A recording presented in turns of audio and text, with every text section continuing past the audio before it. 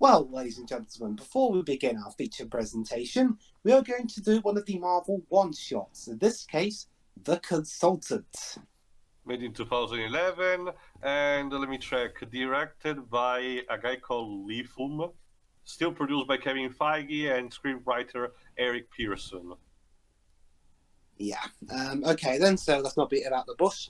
You should find it on the Blu-ray copies of Thor. The movie we're about to do, yes. Or online in YouTube or Vimeo or Dailymotion. Do we know if these are on Disney Plus? I don't know. Even if they are, basically all your indication is a black screen right before it starts. Yeah, okay. 3, 2, 1, click. So yeah, we're basically doing what we did with the Pokemon movies. Oh, hey, that guy. Is that a Dr. Pepper mug? Yes. That guy, he's going to be important in later movies. He is man who's bold.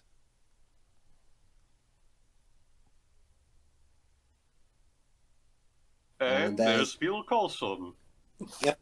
It kind of Played by Clark Gregg once again. Isn't he like that guy from Sharknado who was like, it's good, not great? I think so. The Abomination. Maybe there's archive footage from we're going Incredible Hulk. Yeah. By the way, have we got Bruce Banner's plastic surgery ready? It'll be ready, but it'll take about a year. Reminder that Abomination is still stuck in a cell in Antarctica. Yeah, 2020.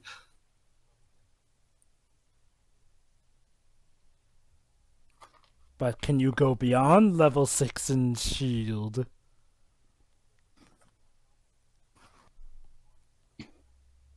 Interesting, Like also way over reflection in the windows. Like rules have ever stopped him before.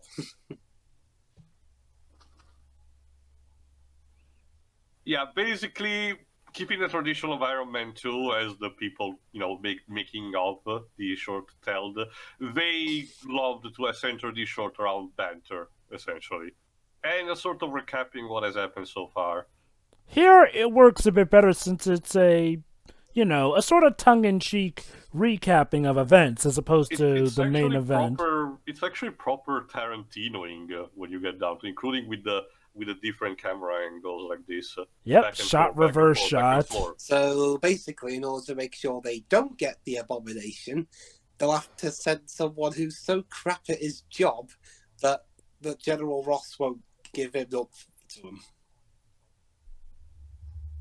And that's how Tony got More archive footage. So essentially they sent in Tony as a buffoon, despite supposedly looking cool and being the best thing of Incredible Hulk.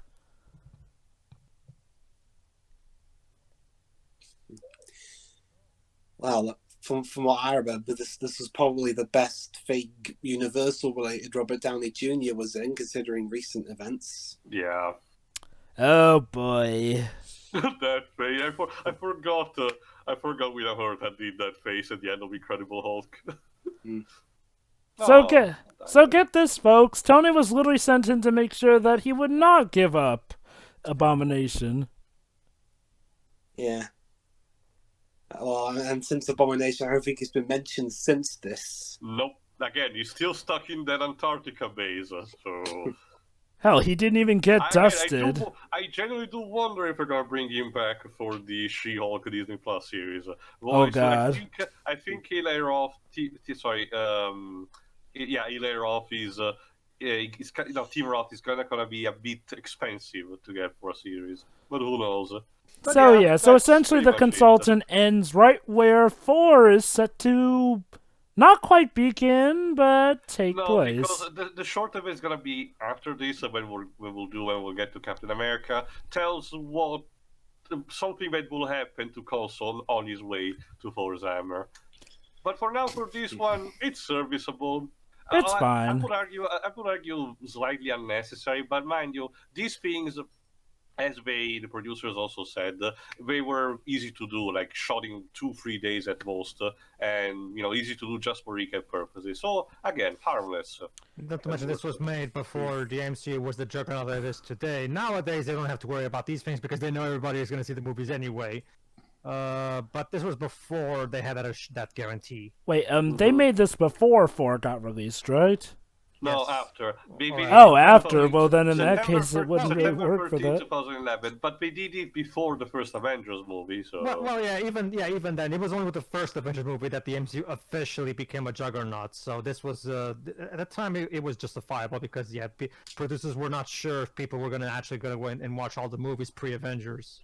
Besides, this is kind of sort of the equivalent of one of the post-credit scene that serves to tease something more or recap what has happened so far. So again, it's It harmless works. at worst. Yeah, it's a short. It's not, but You've been quiet the entire time, Joy. What do you think?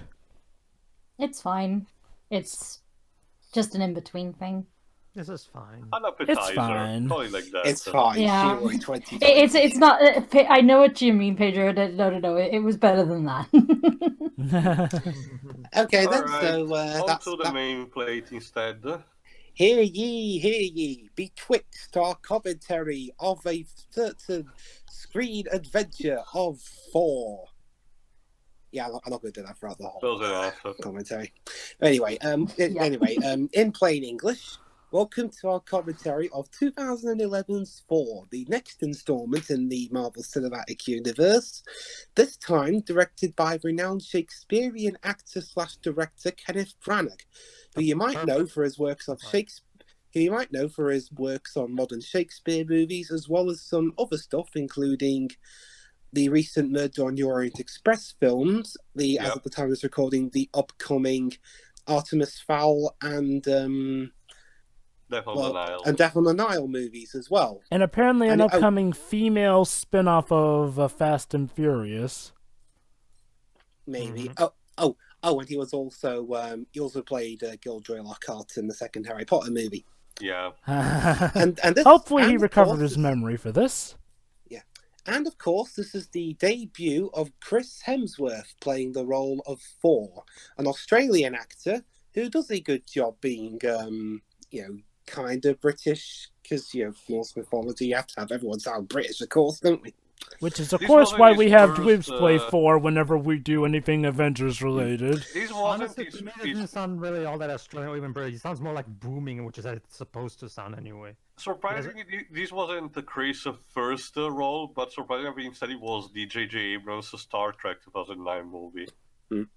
And it also stars Natalie Portman, Tom Hiddleston as some guy named Sorry, Loki, every time you mention Tom Hiddleston, a flock of fangirls needs to pop up somewhere. Stellan Skarsgård, Ray Stevenson, Colm Feore, Idris Elba, Kat Dennings, Rene Russo, and Anthony Hopkins as Odin. Odin, of course. Ooh, nice. Diego so we've de got- la Vega is in so- this movie. We got an Englishman directing an Australian whose father is Welsh. That All right. Excitement. Whatever, it's all British. All Well, right. well, And except, before you except Australia. Whips, who put the Queen in their money? They're British. Yeah. All right. This is, How's joke, by the way? Go ahead. Yeah, I this know, was I still know. when the partnership with Paramount start. I guess again, the starting point is the Paramount logo. Yeah, this was still at Okay. a point where Paramount and Universal were planning the MCU as opposed to Disney being the one who just called all the shots. Anyway, let's get started then. Before the Paramount logo in 3, 2, 1, begin. You know, you still have to Also- wonder what that alternative reality would have been like if the MCU were just held together by Paramount and Universal, doing the rare bout of companies actually I collaborating. can still imagine it work. Maybe not as super tight as it would have been now, but consider again the idea behind it is still Kevin Feige directing everything, like an orchestra director. Theo, you can imagine it because of the way that is kind of what's happening. Also, Viacom were Well, involved at with the end this. of the day, it's just the name of the companies that change. Also, Viacom were involved with this movie, yet there are sadly no SpongeBob references in sight. That's something the MCU could use. This movie is also was also to me personally the first one to demonstrate a strong sense of art direction from part of the MCU. And those Art who are, direction? Yeah, I'll don't worry, Joe. Don't worry, Joe. I'll bring it up for the uninitiated. But hold on, might as well check the scene first. What? What with the obliquous camera angle? Are we in Battlefield Earth again? So yeah, Don't- scientists tracking something. And that's Natalie Portman playing Jane Foster. Hi, Padme. I don't know. I don't know if she was in any big budget films between Revenge of the Sith and this. Have you seen Black Swan, Debs? She's great in that. No, I haven't. No, that film doesn't really sound. Oh, like I've Black ever seen Swan. Isn't one. that the movie where she plays a crazy woman? Yeah, both her and Mila Kunis. It's an unlicensed sort of spiritual adaptation of an anime manga called The Perfect Blue. Yeah. But yeah, like, to answer your question, Joe, but basically, those of you out there in the audience who own MCU Blu-rays and have seen the special features, you've probably seen this guy show up in the Dynamic features various times. Ryan Maynard, I forget his name. Ryan, but I don't know. Like his name is whatever. The point is, here's an interesting thing for you, Teo. He was a concept art, the concept art for God of War 2. Huh. And he would also worked on this as an artist on this other video game called Card Soldier Wars. I don't know what the hell this is. But after that, Teo, when Marvel Studios was founded, he got the big gig of becoming the art director for Iron Man 1, and the rest went from there. And he's been the art director for every single MCU movie. And I do mean all of them. And this particular movie is a great demonstration of how he's fantastic at it, because I think about the Thor aesthetic is that it looks great in the comics. However, in live action, it's very tricky to make it look good in live action. But Ryan did a great job in making it clearly look like Thor, but at the same time changed just enough so that it doesn't look overly colorful and overly, cartoony. I guess. Yeah. Like for example, Thor doesn't have his helmet in this. Oh crap, guys! Did we just run over Chris Hemsworth? And he has a perma beard in this case. Well, the classic Thor, most of the time stayed without a beard. Well, he had his beard moments though. That said, though, following this movie, Thor tended to have a beard more often. Well, guys, that was Thor. Final thoughts. Another great Marvel one shot. Yeah, there's the IMDb page. Ryan Maynarding? I don't know how to pronounce it. Let me have a look. Anyway, in the meantime, Thor was officially created by, of course, Stan Lee, Jack Kirby, but a third person too, Larry Lieber, for the Marvel line that was called Journey into Mystery. Okay, the way to pronounce his name is Ryan Maynarding. Maynarding, okay. And in keeping with being a Kenneth Branagh film, we have another score from Patrick Doyle. Yes. I'm actually, this is tied also to the comics, man, not just these movies. I'm actually surprised how Marvel decided to be bold and make one of its full frontal central character not just based, but directly tied to the Norse mythology, which, mind you, it's not like he has all copyrights behind it or anything. It's just that Marvel was doing mostly original characters back then, so including instead, a proper pre-existing deity back then, just reinvented a bit for the occasion, was actually very interesting. I forget who did it first between DC or Marvel. I think it was, mind you, Jack Kirby was basically jumping between Marvel and DC back then, so he couldn't be the one anyway doing everything. So there he is, Diego de la Vega himself. That reminds me, I might as well continue my thing. Okay, basically, Shiroi and any newcomers out there in the audience, Thor was created by, guess who, Shiroi? Stan I just Lee. mentioned No, well, actually, no. This particular, it's kind of, there's actually an interesting history behind the creation of Thor. Let me just get the wiki so I can read it for you. Also, Frost Giants, I'm sorry I have to say this, winter is coming. Of course. Interestingly enough, there is the writers of this film also co-wrote X-Men First Class that year. Unfortunately, Odin lost an eye to the Jotuns. I wonder what that is.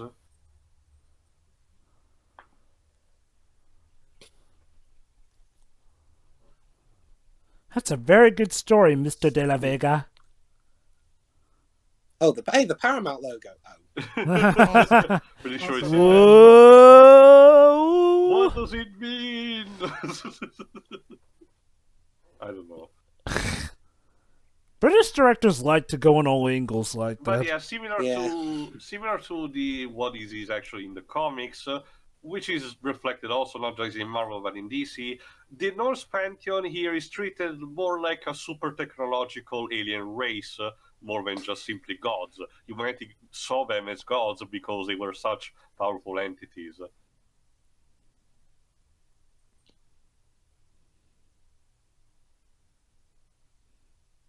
There you go. It's beautiful, but it's no Wakanda. By the way, Anthony. You're just jealous, Jova. By the way, Anthony Hopkins as Odin is just the best casting. But Pedro, what about Bob Hoskins as Odin? Also, yes, Tio, I'm totally also yes, Tio, I'm totally jealous of a dead world.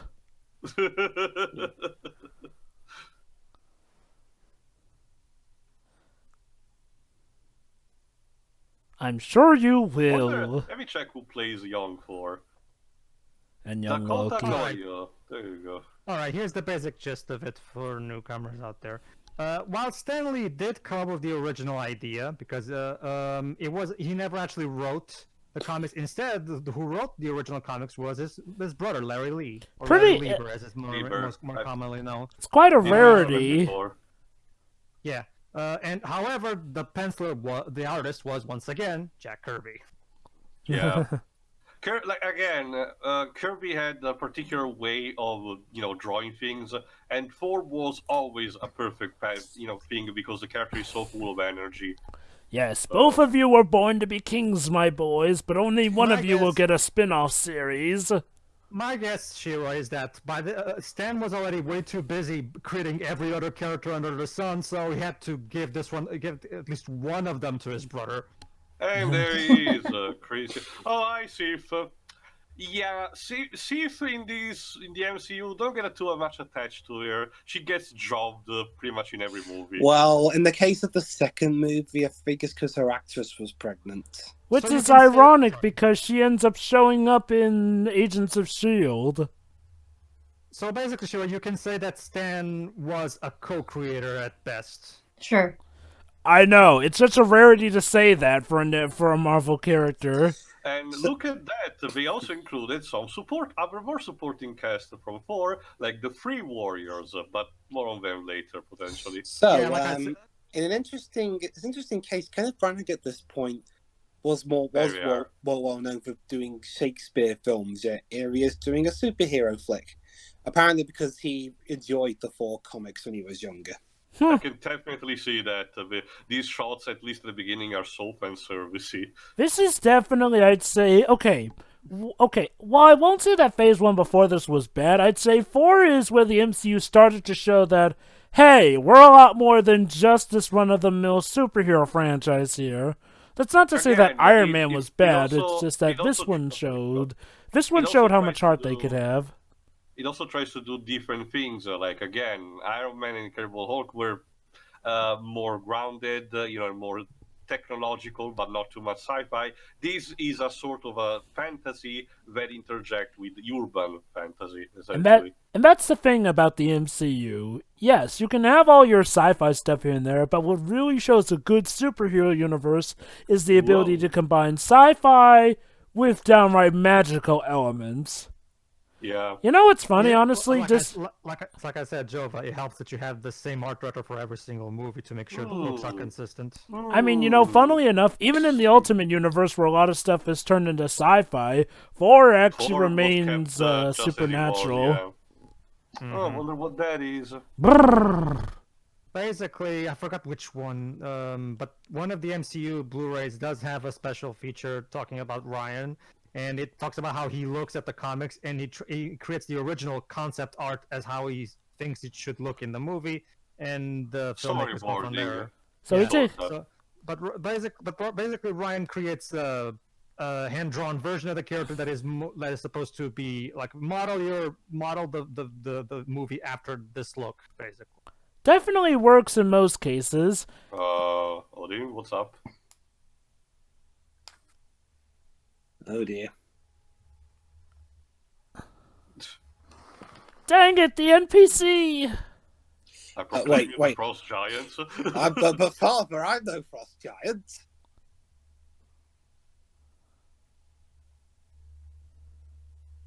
Yeah, the Frost Giants. Thor is a traitor. Kill him. Oh, hi, Destroyer. Forgot about his specific name, but it's basically an energy being containing a suit of armor.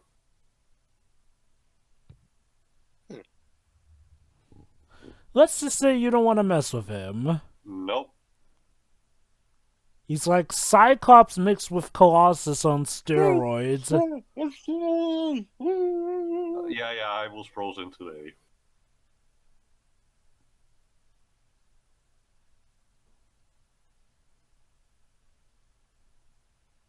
On a day's work.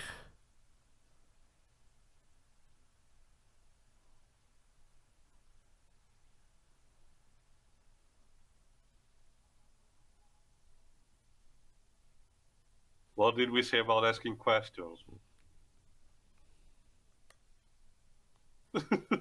So yeah, the gist of it is that Thor has the idea and the potential for being, wise to cover his role, but he's very cocky. And headstrong.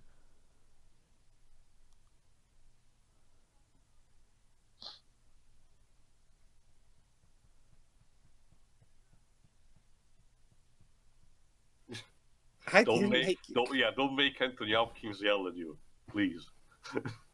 Yeah, I didn't complete the ceremony.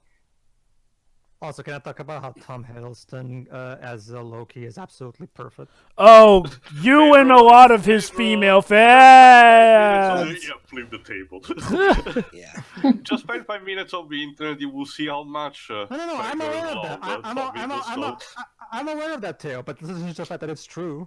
Oh, I know, definitely. Also, I'll say this, I definitely do love Thor's costume for this movie. It's a nice mixture of classic, but also some new elements in. Yeah, that's why I wanted to take the opportunity to mention Ryan, because again, one of the big reasons why this movie works so well is the smart art direction, because like I said, this movie was a very tricky property to adapt into live action, because it was designed in the 60s and in a very different time.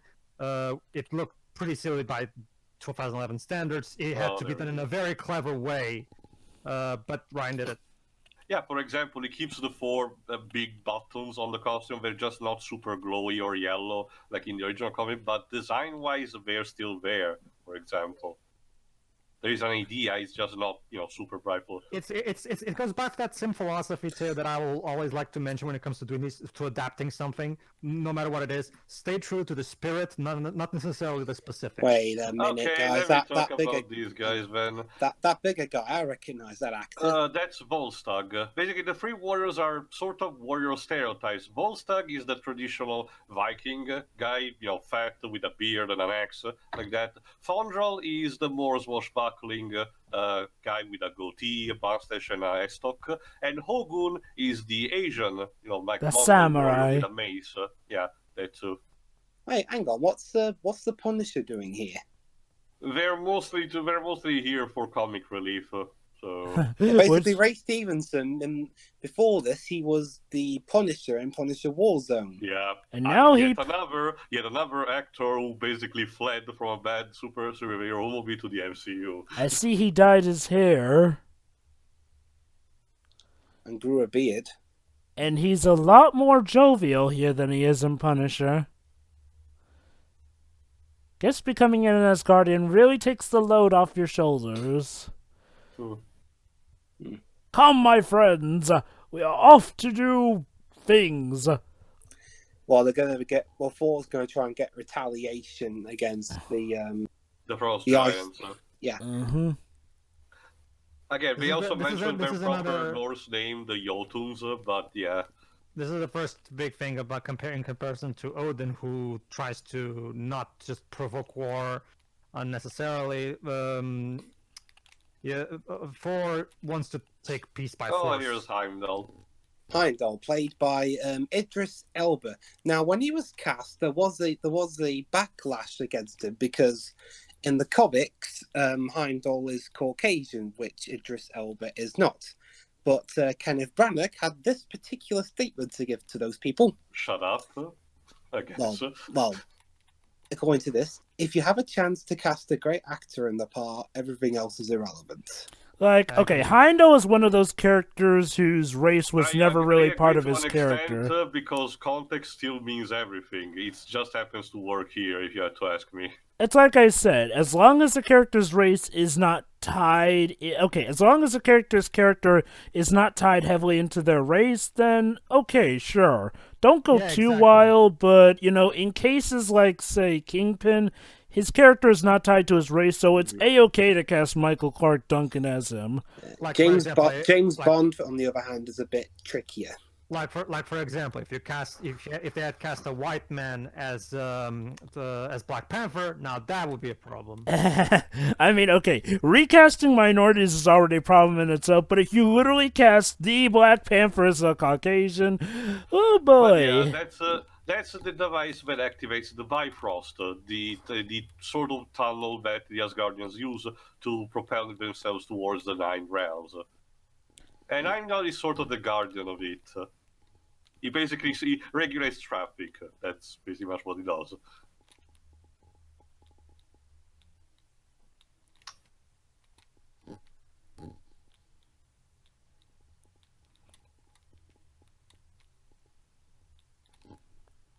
Yeah.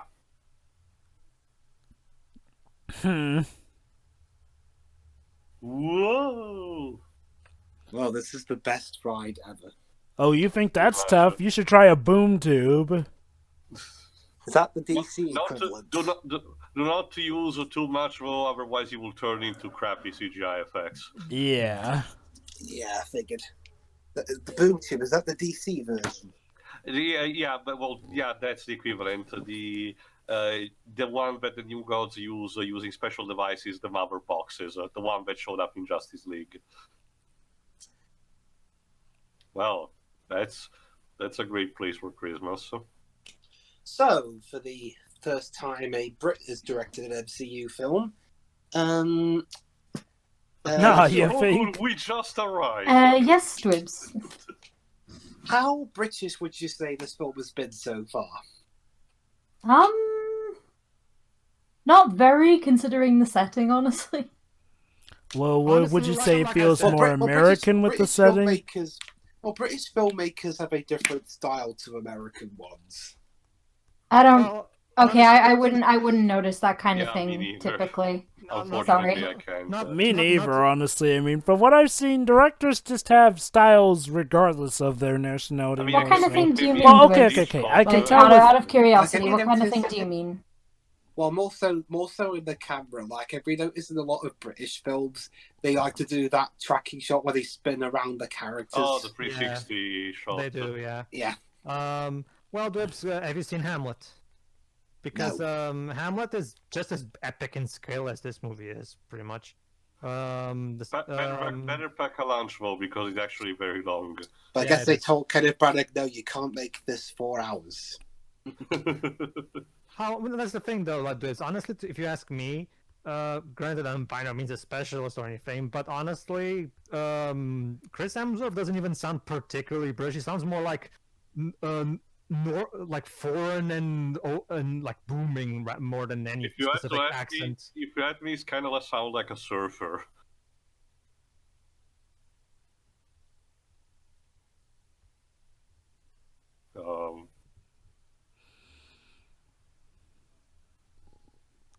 So, an hello to you inside too, sir. man.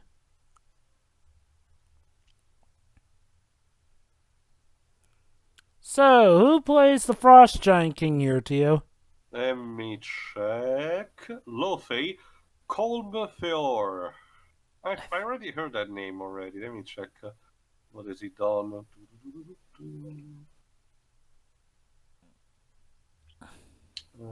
It was in Thomas the Magic Railroad. I thought I recognized that name He from was somewhere. also in Pearl Harbor. Oof. Chicago.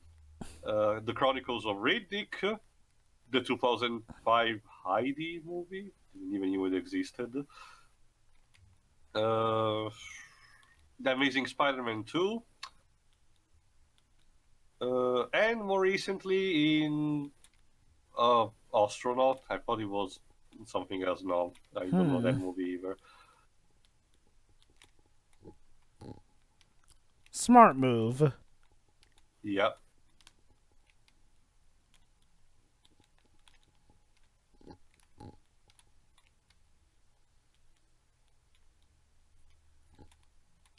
Yeah, please fuck off.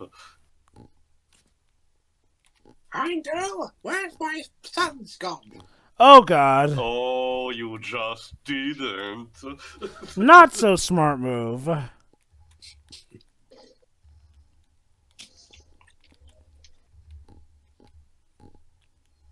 There you go. Helgun's main weapon is this spiky mace with retractable thing. Of course, the music is no slouch. I kind of find it Was from hilarious. Patrick Doyle. As I you kind can, so yeah, as it's probably obvious with all people at this point, that's the kind of character Thor is in this movie. He's the classical conceited, arrogant prince who needs a lesson in humility. Yeah. Admittedly, though, calling him a princess was a bit uncalled for. Yeah, and this is also another great showcase of what Mjolnir as a weapon can do. It is important in the comics, of course, the movie has to establish like this what its potential are. It functions like a boomerang. It can summon lightning. It's very resistant and stuff like that. And you have to be, and allow me to mention too, because I have to, sorry, that you can only use it if you're worthy. Worthy, yeah. What determines if you're worthy or not, it's peculiar, let's just say that. Well, not And we really, just saw him. Theo. The requirements are relatively specific. Well, honestly, I would argue that they are very specific. That there's a very clear thing that makes you worthy, but I cannot mention it. Yeah, yet. yeah. We saw Oh Loki's. no, not Tommy Hiddleston, no. Well, we just saw a bit of Loki's power earlier, so. Yeah, illusions, trickster and all. Yeah, But- Loki was the Norse trickster god. Yeah.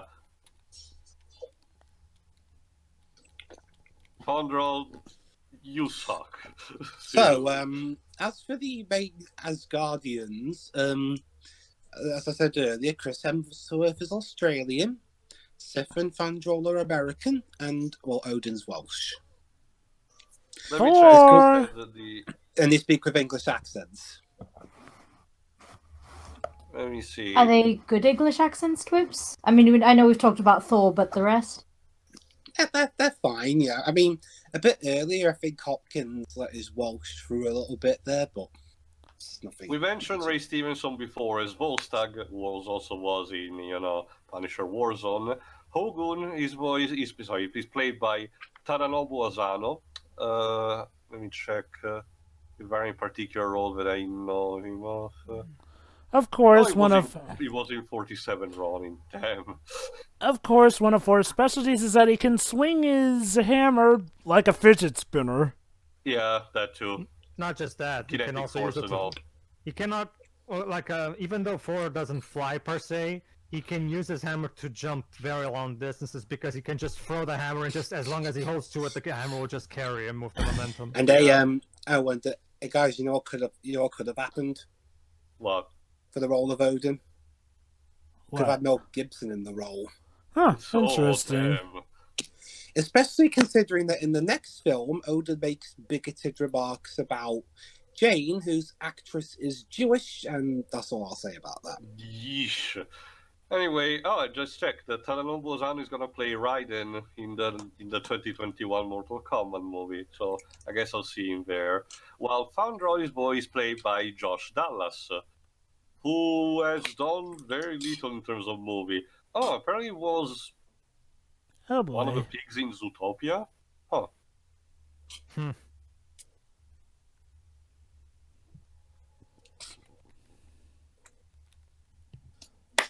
Wee, there you go. Sif, you're supposed to be the goddess of war. Jeez. This was her training. Yes. Quite thorough and dangerous training. Totally. Mm-hmm. Odin is not gonna like this. No, not at all. Well, Odin finds out. Don't worry, guys. I'm All right, sure. Loki, I know this one. You take the 500s on the right, and I take the 500s on the left. I'm sure we can keep this under wraps. And oh, Oh boy. Hi, Odin. Yeah, no. Silence, son. You've done screwed up.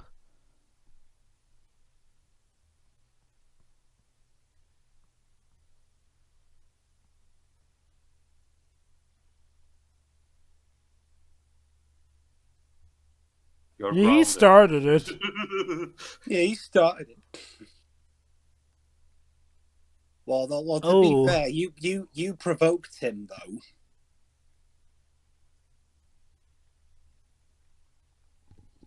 Peace was never an option.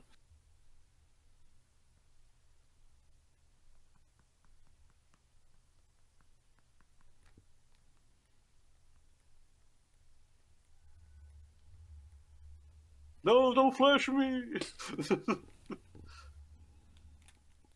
Okay, bye. Yeah. He could have I taken think- them out all this time Don't you along, just- but he don't you didn't just want hate to. it when you're having a PvP fight and the other guy detaches the internet connection? Well, I think Thor's going to be in a bit of trouble anyway. Those people are cowards.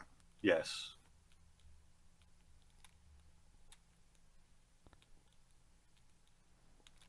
Oh, there's the 360 shot. Seriously, you Yep, should there you you should are. really pay better mind to your friends. One minute they are with you, the next they'll be killed and you won't even know about it.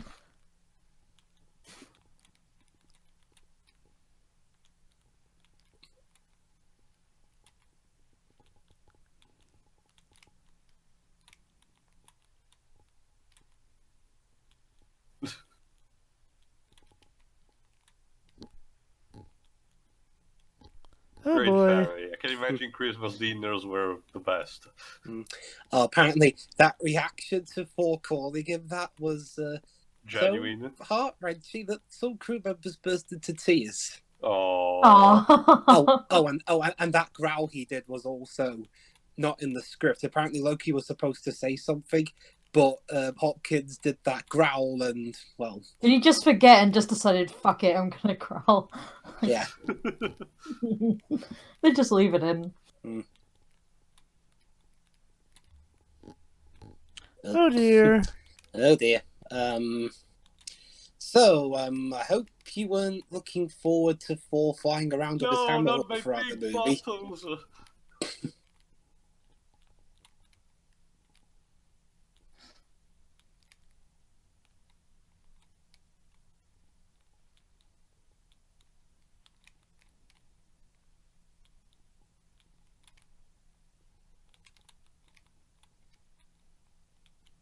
Father.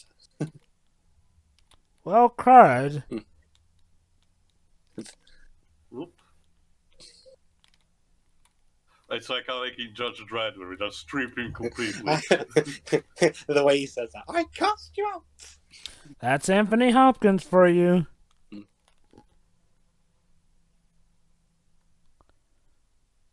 That's why I'm going to chuck it out the window with him. Yeah, but don't, hey guys, I'm sure that won't come up in future MCU movies. At all.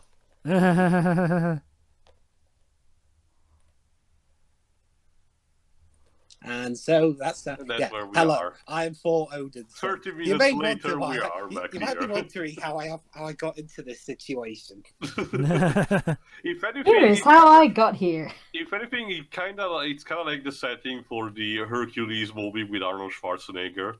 Yeah.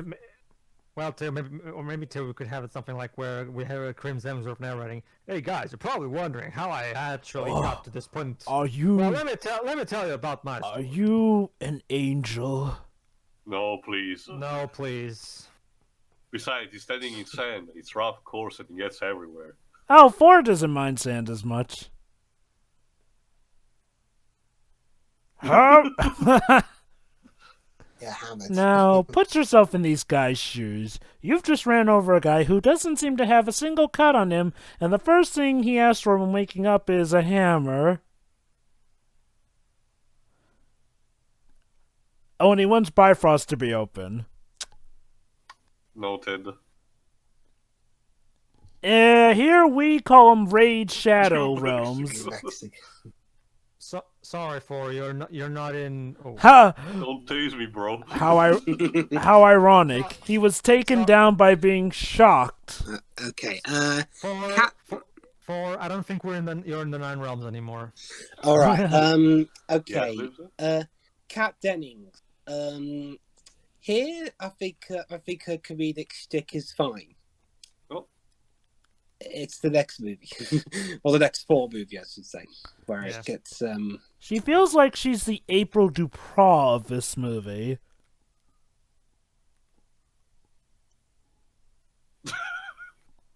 We're seriously having 4. this. What's his last name? Odin's son, I guess. Very funny. Hi.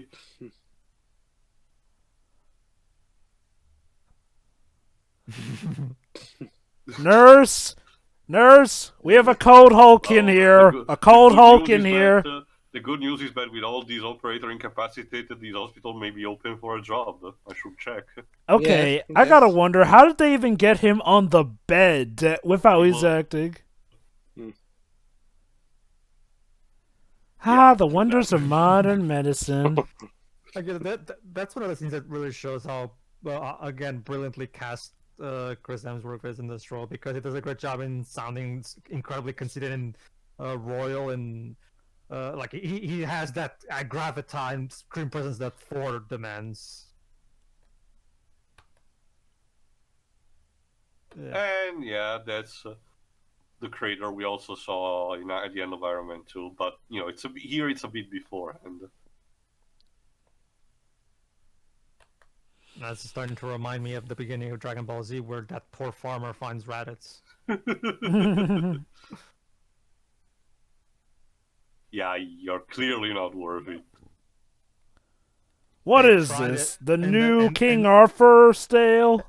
And they all tried it, but no one could New Mexico, ever. Trova. I think it's a bit far from Camelot. Well, you never whatever. know. We could always have the new form of Camelot. Yeah, not to mention too, Camelot is a silly place anyway. True.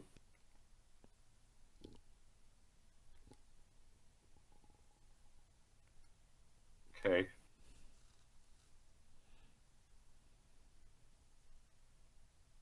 Funny, let's just say that a video game that I saw recently kind of has the same identical joke. Probably a reference to this. It was made around this time.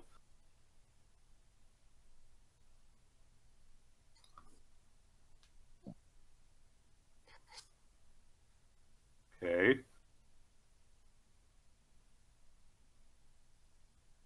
Oh, but it can. And it is. And it will be.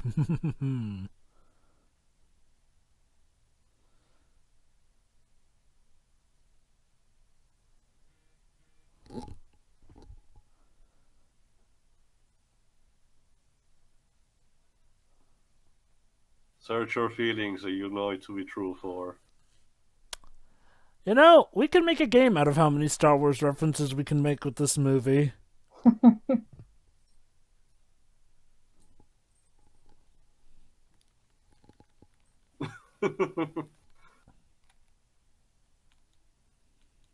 But seriously, all these obliquous shots, jeez, didn't remember them. Also, I'm sorry, I know that he's strong and everything, but the operators need to have done such a crappy job for having the tier strains actually be easy to escape from. Whoops. On second thought, maybe I shouldn't apply to the hospital, it really sucks.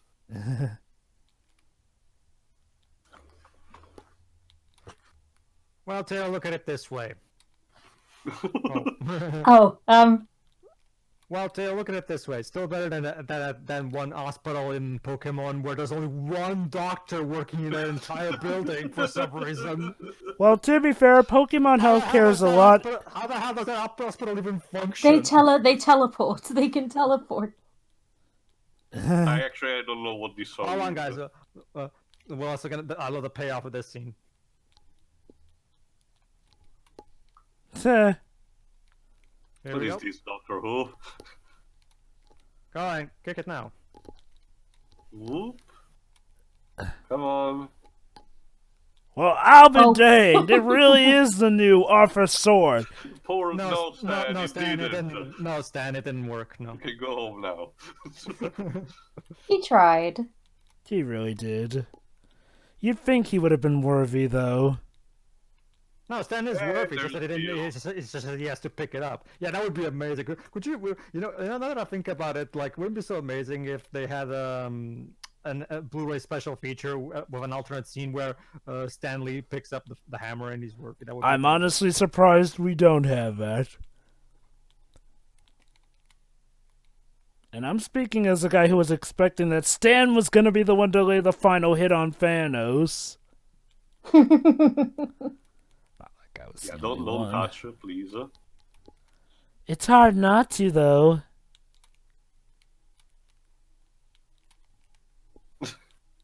He put this on. Oh, yeah. Donald Blake, cute. That is a reference to Forrest's true identity in some In continuities. case you don't know, Thor is a bit more conscious of what Earth is when he gets casted out in the comics. In order to find himself alive, he disguises as a doctor. That said, there are some continuities where he is the alternate persona of a doctor who is sort of Yeah, that's true. handicapped, actually. Yeah. Kind And of a bit. using a cane, but he can transform into Mjolnir at any moment. It's sort of like Shazam, actually. Oh my god, actually, it is a lot like It Shazam, is right a down lot. to the being handicapped. So yeah, Sheila, originally Thor was just an alter ego of a random schmo. However, later on they just, you know what, let's just fully embrace the Norse mythology thing and make him the actual proper Thor. Okie doke, so what did I miss? Basically, dudes, we had a Wacky nice Wilson. reference to Thor's original personality where he used to be a handicapped doctor who could turn into Thor. Also, there was probably a licensed song that was probably British, but I didn't know what that was. Oh yeah, you missed the Stan Lee cameo. No.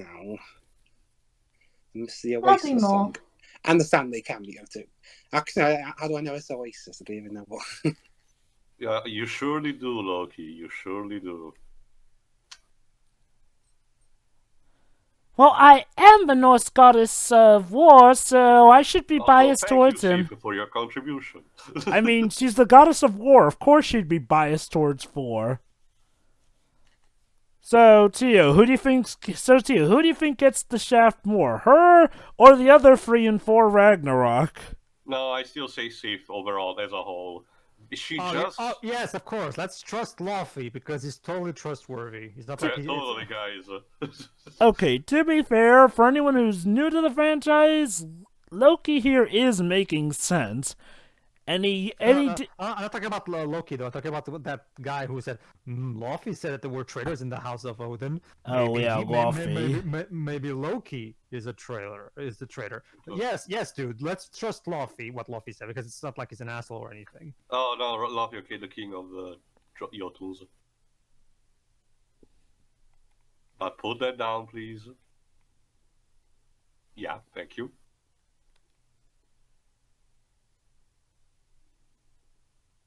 Remember, during the fight, something had happened, and yeah, no, it's not Mistaken, no, it's not Nightcrawler.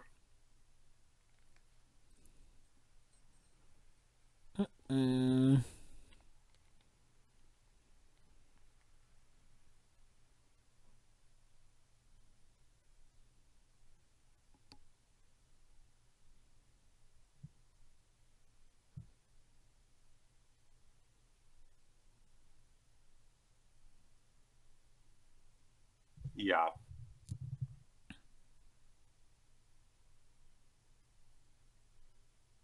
That's Giantist.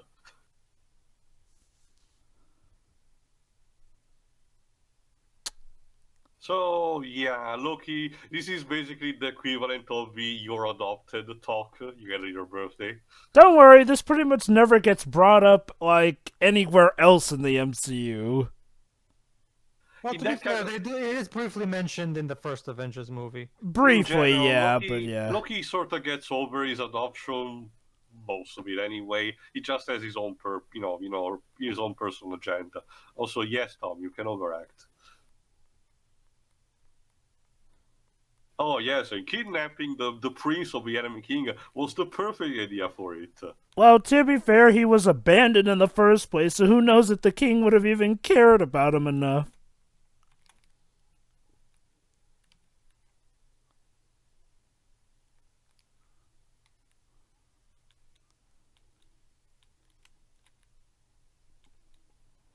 You know, that never really ends well, just saying. No. No, Loki. Just be glad that the comics too did not adapt the more squeaky part of your original Norse mythology counterpart. Oh, you mean the business with the snake? And the horse.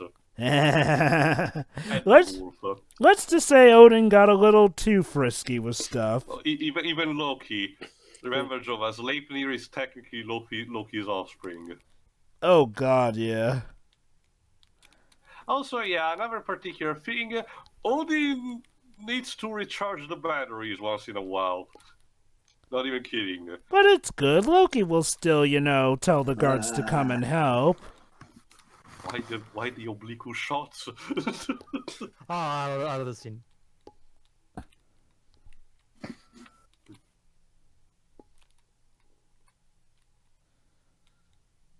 Good old coffee. Oh, God. Although it's not as good as Hawaiian Punch.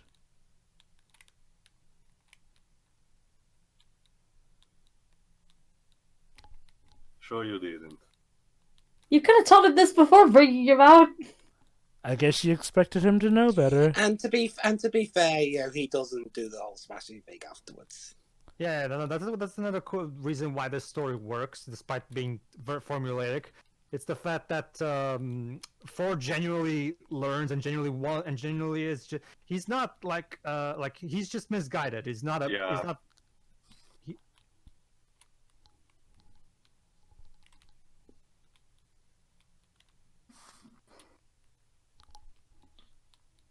You don't recognize the shape of a hammer when you see it? His only real problem is his arrogance and conceitedness. So, outside of those two things, he's a fine person at heart. A little too warmongering, though.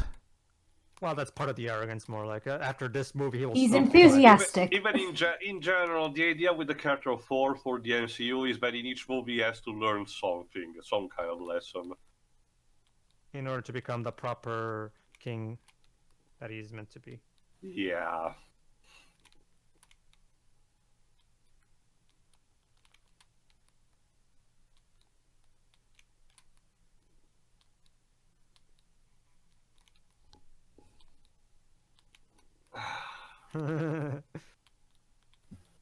Well, she doesn't know. Come on. Again, it's not as bad as in Dark World. Dark World? I think you mean Dark... For the Dark World. Yeah. It's such a black hole that it twists the title too. It's such a waste of a good doctor. I know, right? It's not even helpful by the fact that the Cleston has come out recently and told that he had several depression episodes around that time. Ugh.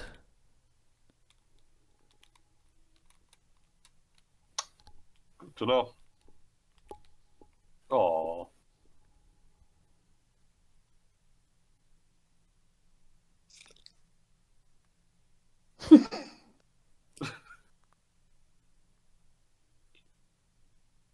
Totally names I won't be remembering in the future.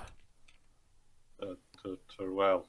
So In yeah, the I next guess 5 minutes, yes. So yeah, I guess he's legging it there. So let's go.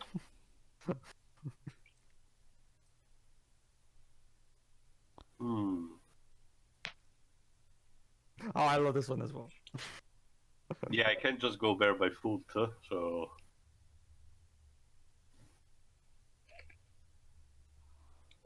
Well, he learned how to drive pretty quickly. It's not him. Yeah. It's Yeah. Shield. Shield, Nope, it's not we are him. confiscating stuff because we kind of need it. And knowing what is gonna be revealed in the future, this makes way more sense than it needs to.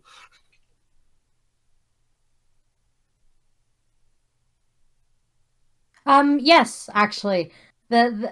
Yeah, that's kind of what that means.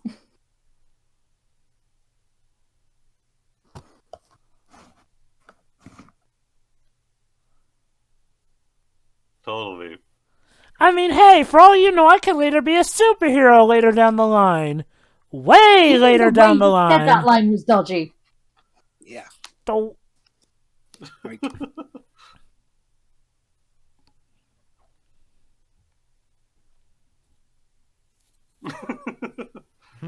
Let's You're call it welcome. that. Question mark? This is also another sort of, spin pro. But stop with your bleaker shots! Never. Another speed pro duo, Coulson, which until this point we have seen a more positive life, maybe positive life, maybe a bit bumbling, of course, in Iron Man 2, but still a rather nice not guy. the iPod. Here has been acting kind of like a dick so far. Figures. Please, thank you.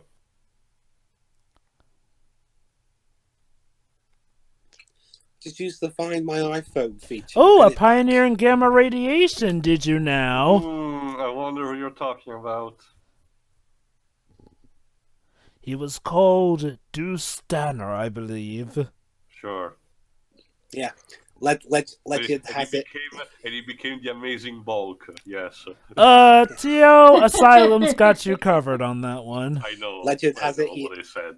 Legend has it. He was so paranoid I have of a question, protecting though. himself that he Yeah? changed his face. How did they even get up there in the first place? Like, are there stairs that lead to the top of that diner? I guess. I guess. Pager. Rule number 1 of angsting. You don't question how people get up on the rooftop. Gotta love how that Loki on the throne is already doing the slouch of villainy pose. My friends, who I ever so care deeply for. So much so that I promise never ever to forget your faces. Even in the third movie. I love how Odin's sleep is literally called Odin sleep. Yeah. Again, he's to recharge the batteries and all. Imagine if he called everything that. Hello, everyone. Welcome to Odin Burgers. Also, once again, props for the costume because Loki is pretty much spot on. Yeah. It's just less colorful, but the shape and all, complete with the goat horn helmet, is practically identical.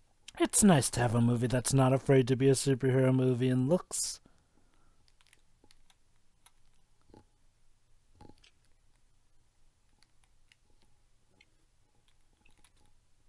Of course, it's such a burden to you, are you? As big as the white man's burden.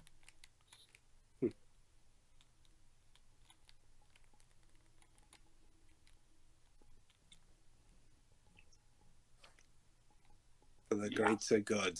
Sorry, Steve, you cannot have a moment here. Shut up.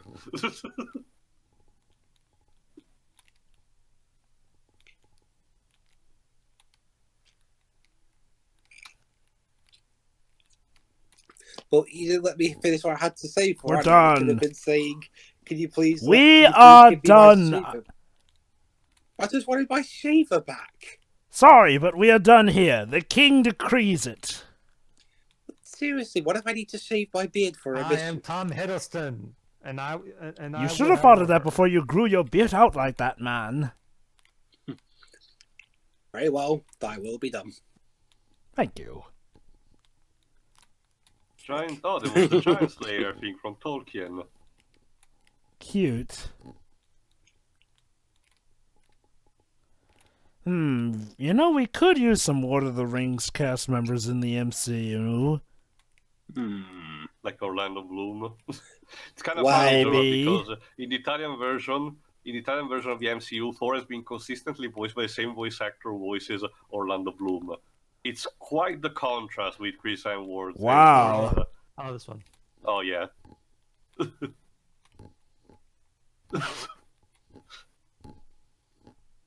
Just get a giant cat. I love that bit. Okay.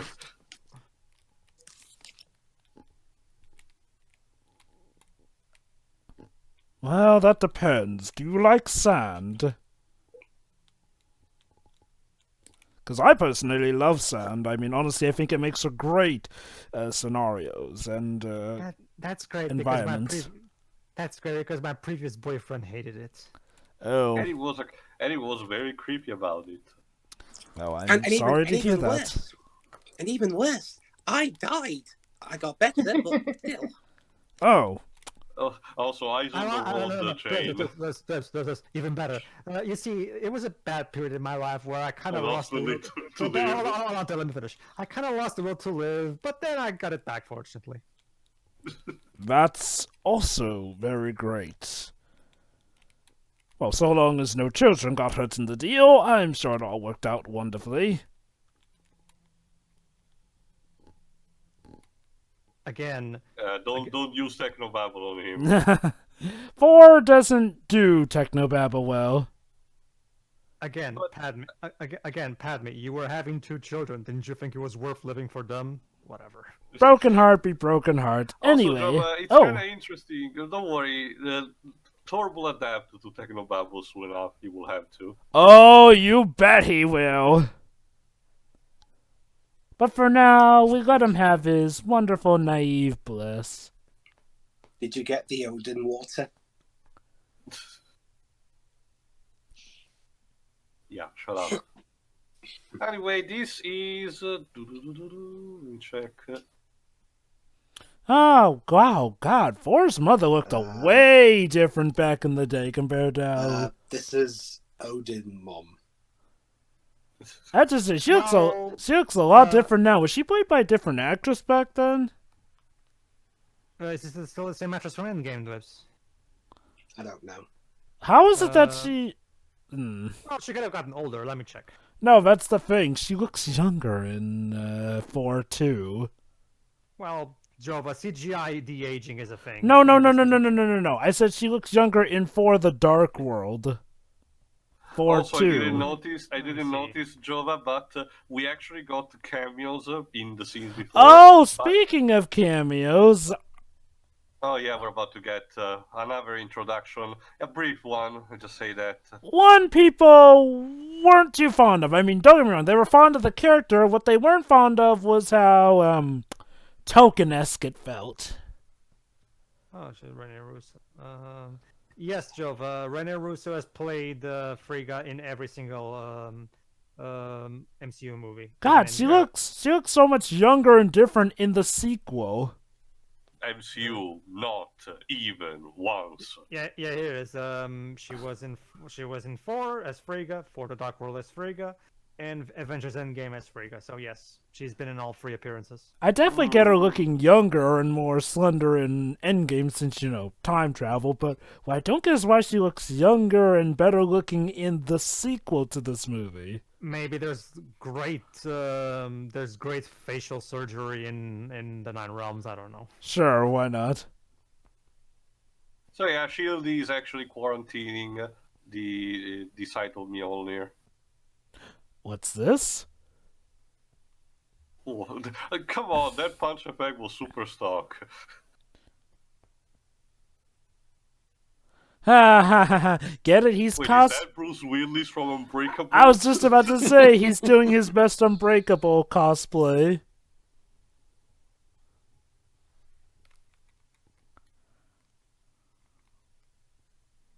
E.T. Phone Home. Seriously, that facility reminds me so much of the one in E.T. Yeah, that too. But yeah, Jova, the previous cameos were from both J. Michael Straczynski and Walter. Well, it kind of makes sense considering 4 is trying to get back home, so...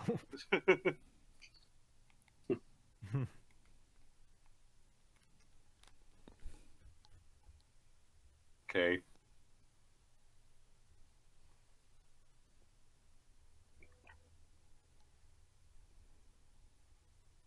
Resonating.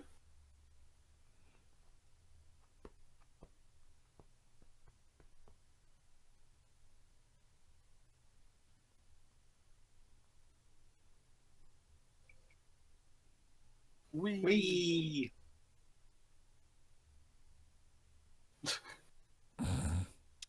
Not the do most wonder- graceful fighter. That is that I do wonder if some of these fight sequences, the pulling up of Chris Hemsworth's shirt was accidental, but it just kept it in for the fan service. Oh, what's this? It's like- Going for the it's- An crossbow. arrow. I wonder who this person might be. Does Chris Hemsworth have it in his contract that he has to be shirtless in at least one scene? I wouldn't be surprised, and I honestly don't mind.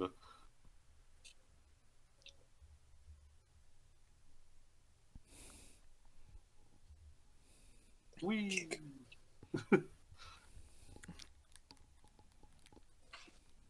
Okay, character, but I know who you are, but I will not name for now. What the fuck are you doing? I know, right? In context, you would have gotten a better vantage point from elsewhere. He likes making things that change. Yeah, Yes, Barton, yes. Clint Barton, Hawkeye. Okay. Played by Jeremy Renner. Bit of context here. As you may know, the MCU had this sort of thing where, oh, we finally get our villain, but it's only in the last few minutes that we, get to see him in their proper attire. So here we got a trade-off here. We finally got a villain who has more presence than just the last 10 minutes. The problem is that the caveat is that instead, Hawkeye ended up barely getting a bit part in this. And trust me, after this, he's pretty much gone. It doesn't help that he's actually one of the characters who gets a costume that's not really similar to his original counterpart. Mind you, for a good reason, the original is maybe a bit too clownish, Cheesy, I suppose. cheesy, yeah. I suppose. Kind of like the original Green Lantern outfit. But I can imagine, some minor tweaks that can make it work, similar to what we did with Thor and the others here. Pedro, you have to be more specific. By original Green Lantern outfit, you must mean Alan Scott's, right? Yes. Oh, Yeah, okay, the because... movie audience usually doesn't know. Yeah, that's the thing. Whenever people think It's- original Green Lantern, they think Hal Jordan, even though it was Alan Scott who was the original, thank you very much. The gay one whose weakness was wood. Yes. Alright, guys, let's get. Is Thor worthy? Yeah, no, we're only at the halfway point, so... Is Thor worthy? Will Hawkeye get to do something in this movie? Tune in now to find out! I love the slow-mo. And the music. Ha! I want to see if something cool happens. Just... I mean, shield studies have proven nothing, so might as well give it a try. Sir, what if he's evil, though? Wouldn't that mean that he could possibly Oops. wreak havoc, then? Oh. No, at this point, Havoc is still in the hands of Fox. And dead. Oh no, Thor's not worthy anymore. Sorry, those amazing biceps will not help you here. And neither will your ego. But those are the two things I know best in my life! You need to get out more. Well, you may have rolled just a 5 on the pulling, but you rolled a 20 on the Scream to the Sky. Chris, Black Cat wasn't that bad. Well, was Well, that his he's healing. debut?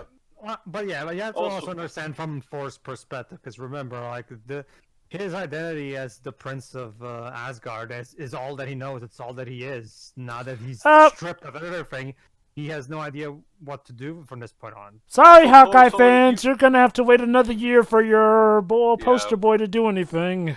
Also, Coulson, you seriously were just standing there without even one of the other shield agents holding an umbrella. You were just standing there getting the rain on. Like I said, would have sucked if Thor turned out to be evil and actually did manage to do something with that hammer. Well, that's the thing. To be worthy means that you shouldn't be evil. Mind you, there are ways to circumvent them, true, but we're not at Well, that point. Tio, we yet, know I that, guess. but Coulson doesn't know that. True. And this is thankfully not the ultimate universe where Magneto can just steal Mjolnir like anything.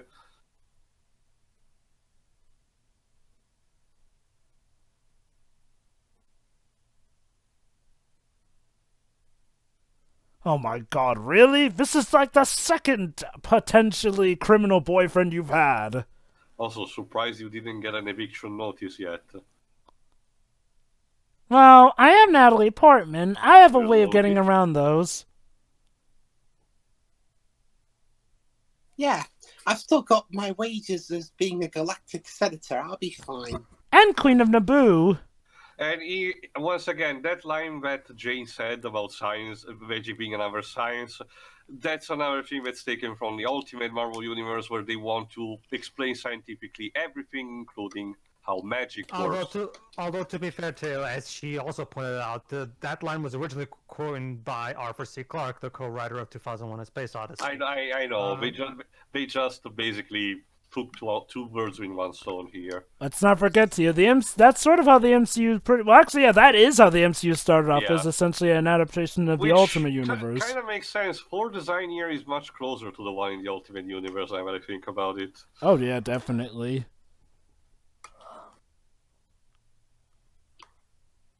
Yeah, clearly someone from the Middle East. Look at him. This is where you're... Oh, South Africa!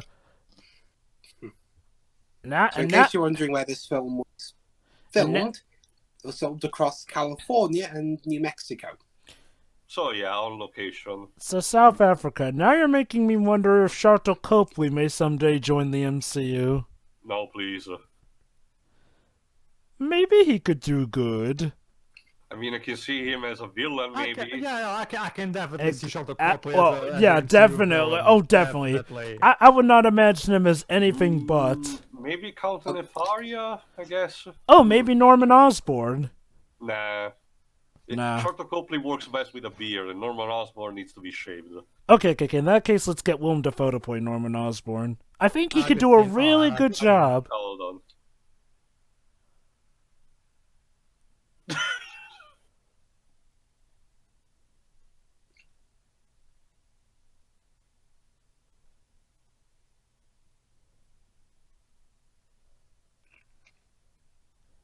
This is all your fault. Dang.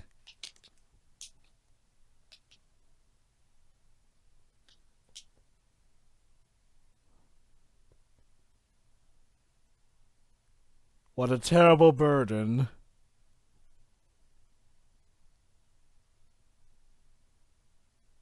Please? Please.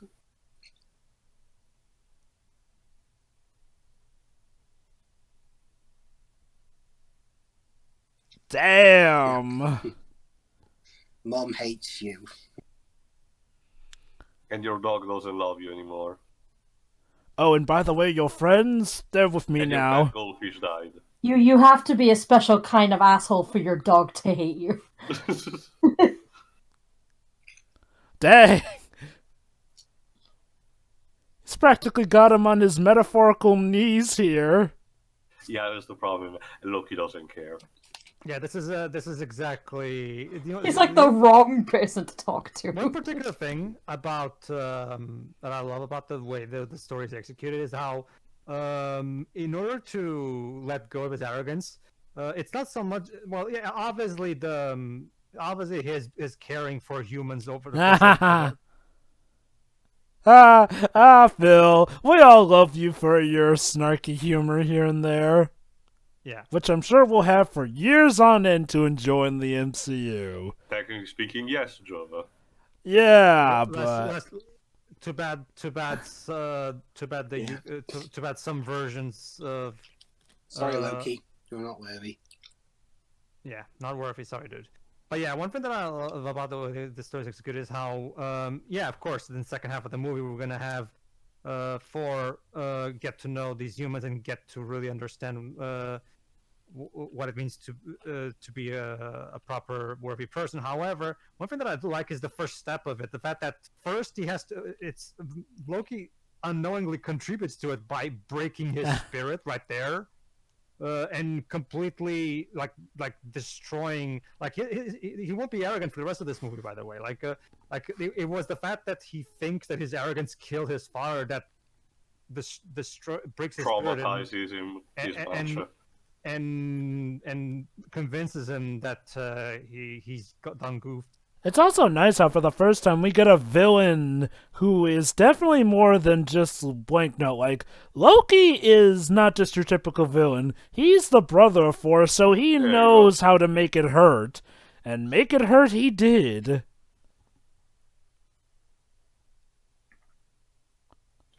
Cute. Just a little bone we're throwing to the comic book fans.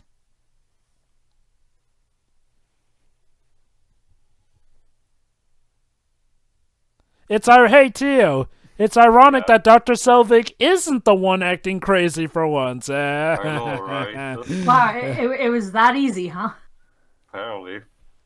Boy, you'd think S.H.I.E.L.D. had some rats running on board. Well, remember, guys, in the previous movie, he was, Agent Coulson was, Iron Man was able to just slip by, even though he said, by the way, you're the house arrest, you can't leave.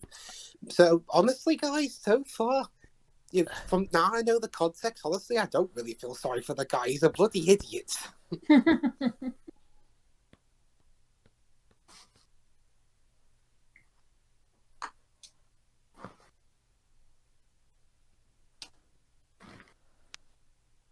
It's a part of being an adult, and you are an older adult. Or better, sure. In the words of your country's awesome actor, an arrogant, cruel boy.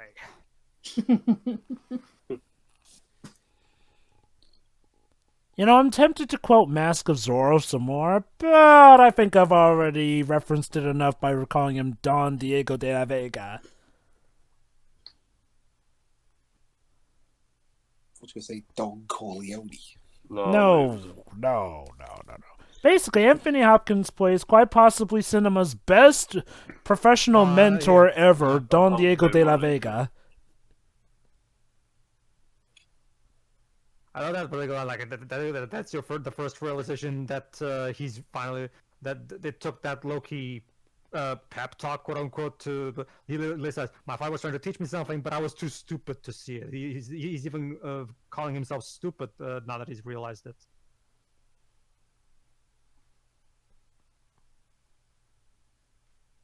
However, you can take the red pill and see how much deeper the rabbit something goes. I don't know.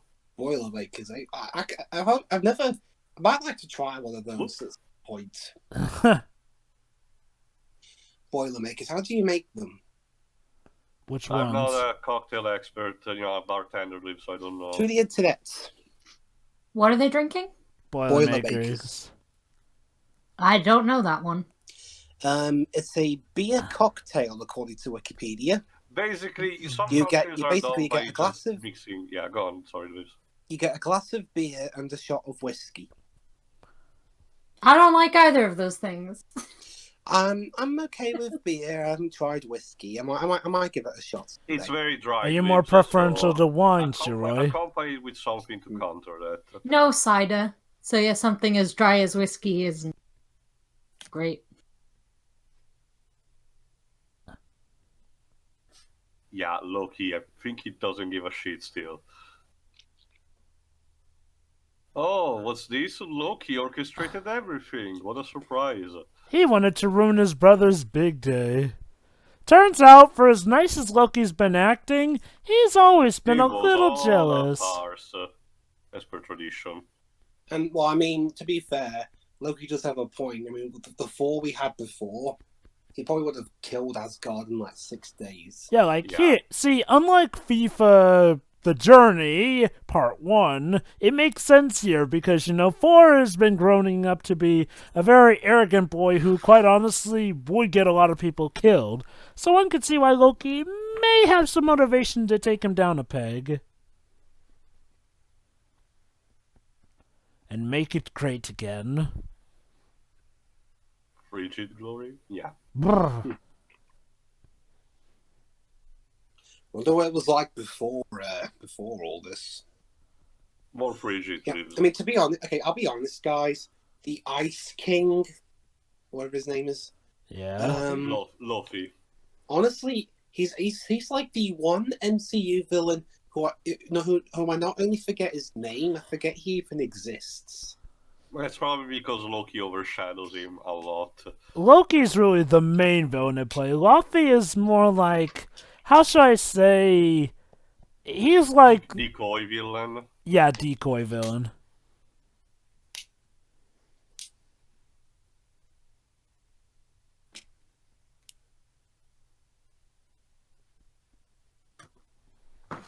speech.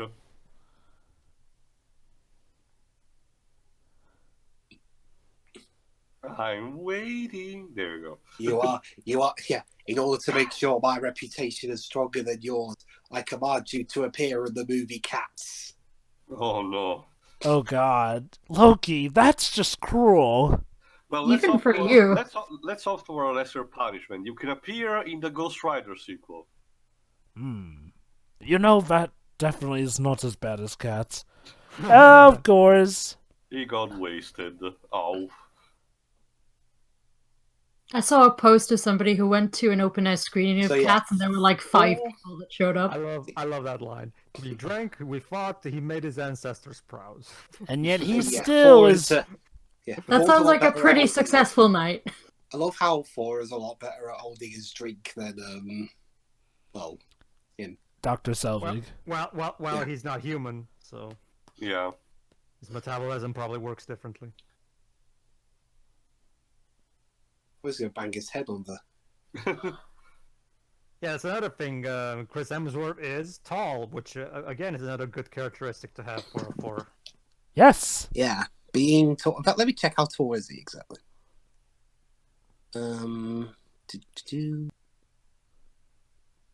Chris Hemsworth on IMDb. As soon as it loads. Yeah. He's 6'2", so he's like 2 3/4 inches taller than I am. Huh. Fitting. So no, 1 3/4 inches. Let me check actually what translates 1 in 3/4. centimeter. I think it's like Oh, honey, you're not the only one Darcy's gonna drive One crazy in point the nine sequel. meters. 190, almost. 190, 192. So closer to me more.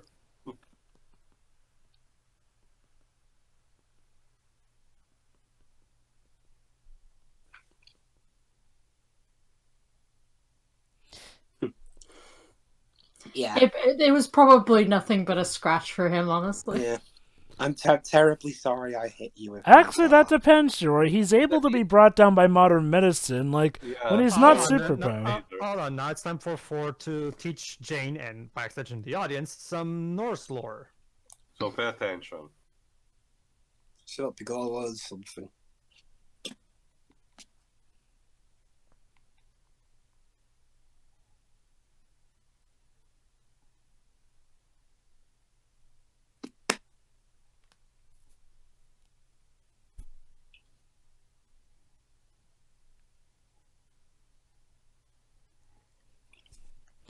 Don't worry, give it about a year. By that point, all their efforts will be for naught, because by then people will know plain as day that aliens exist.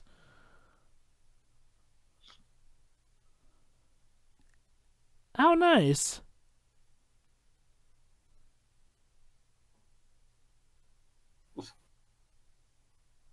Yeah, There you go, the exploring nine the 9 realms, yeah. in the form of the tree of Yggdrasil.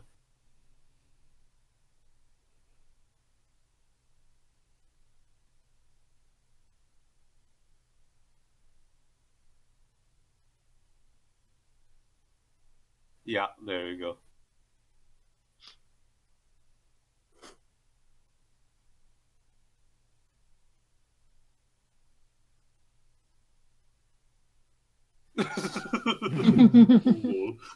He's trying. Yeah. Yeah, you see, this is one strength this film has. In the hands of lesser writers, directors, and actors, you know, little tiny mistakes like Thor would maybe probably just come off as him being, duh, he's stupid. But no, it's more, you know, he's just not familiar with us. Mm-hmm. But he's making a huge effort to Try. mix him. It's just well-meaning screw-ups. That's for the next. All that stuff's for the next Thor movie. To expand upon what you just said about in the hands of lesser writers, that's another thing. Like when you break down this movie, when you break it down to its core concepts, it's the story that's been told and that we've seen a million times in various works of media. The arrogant prince who needs a lesson in humility and then takes back his throne and saves the kingdom from whatever menace conspired against him to begin with. We've seen this a million different times. However, this movie is another example of it's not what you do, it's how you do it. And this movie does a great job in telling it, with its own very special touches. Oh, I gotta say this. So, it's treason then. Ah. Oops. Okay. Duly He wants to make noted. your characters relevant. Yes.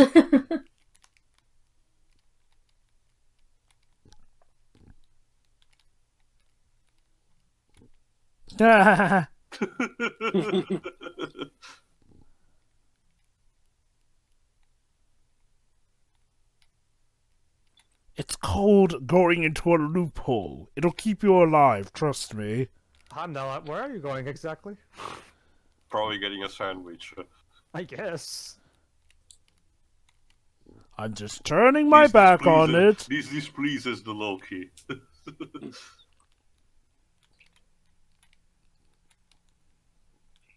Heimdall, are you rebelling again? No.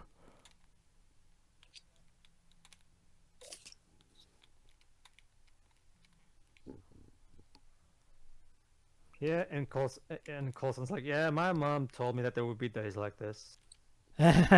Trust me, Coulson, those aren't the roughest days you have ahead of you just yet. This is kiddie training compared to what's to come for you. Also, See? hangovers. Yeah. Word of Thor advice. you see, Thor's now a member of the family. Wow, for someone who's never delivered to a table, the fact that you know they're supposed to deliver for the right side, nice. He's a quick learner, it seems.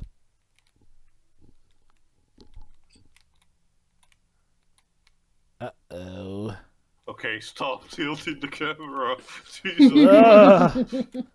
I guess that's a thing. I don't remember. Remind I me, don't was remember Roger that- Christian British? I don't remember, more on the Orient Express having that. Again, remind me, was Roger Bank of Christian America. British? Sorry, I'm Joe. checking. Was Roger Christian British? Sorry. Yes, he's from London. Oh my god, so maybe it is a British, maybe it is the British just love their Dutch angles and whatnot. Well, here's the thing. Experimenting with the camera and all. Kenneth Branagh at least knows when to use them, unlike Roger Christian. Oh yeah, Well, who used she- it she throughout needs the to be doing entire that with film. Jesus Christ. It's Shannon Robinson. Jesus. Aww. Battlefield Earth. You know it's bad when literally nowhere has it available I for love legal this one. streaming around here. Really? Yay! Hi. Hey, group hug! Oh, my friends! Oh, we should really cuddle more while I still remember who you are.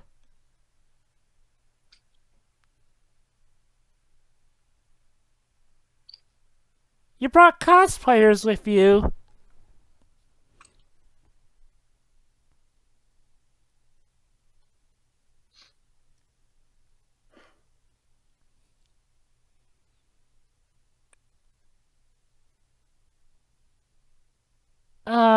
Boy, you've got a lot of catching up to do. Yeah, this is another example. These are probably one of the best examples of the lie reveal trope because it happens to the actual villain or the protagonist. Oh, yeah. When it's happening to the villain, I'm all for liar revealed. Yeah, it's just when it's just mostly when it happens to the hero, it just makes him look like both a dick I don't know. and stupid. I would argue that I don't know. The liar reveal trope to me is it's more specific, a more specific type of thing than this. I mean, villains lying to the heroes. That's like in practically every movie. Well, okay. In this case, it is liar revealed, seeing as how it is something that's sort of played as the long game and a major plot point. And holy crap! I was frozen today again. Damn. Okay, Dweebs, what Mr. Freeze Palm to should we use here? Stay cool, Bart boy. There you go. Yeah, that works. Can you feel the Idris Wait, El breeze? somebody from linguistics? Also, I failed to realize how linguistics would help in this case, not Cole. just that, what was the crotch shot? Again, that's Kenneth Branagh. Kenneth was feeling very artsy that day too. Sure. Oh no, not the coffee! See, Drama, this is what you get by using those stupid paper cups. Again, Jova, like we learned in Quantum Break, use a coaster. This is a problem. Is this one of Stark's? But hey, look at the bad guy side. At least the guy didn't spill in a laptop. Now that would have been bad. Yes. Coulson, you want to get out of the way.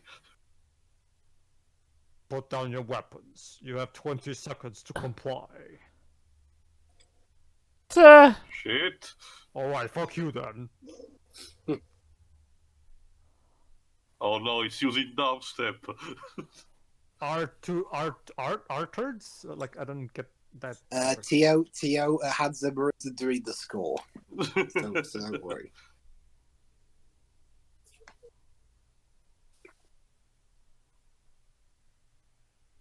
There's the number 360 shot. Yeah, go team. I'm a doctor here, so I hold authority. But where's your... Also, we're having a case where the area literally gets evacuated under our eyes. No, not the off license. That's essentially what we call a small, tiny little shop. Or news agent as well. And there you go. There is British terminology with dwips. For this very British, I think. Special. Oh, yeah. Even though it was filmed in America. Based off of a property made by an American. Being played by an Australian. Another great thing that that this particular scene serves in terms of Thor's arc is that now he gets to see for himself how devastating war can be to those who. Yeah. Oh dear. Now Thor gets to witness firsthand how devastating war can be to people who, unlike him, don't have super strength to defend themselves. And don't come from the kind of background that he does. Exactly.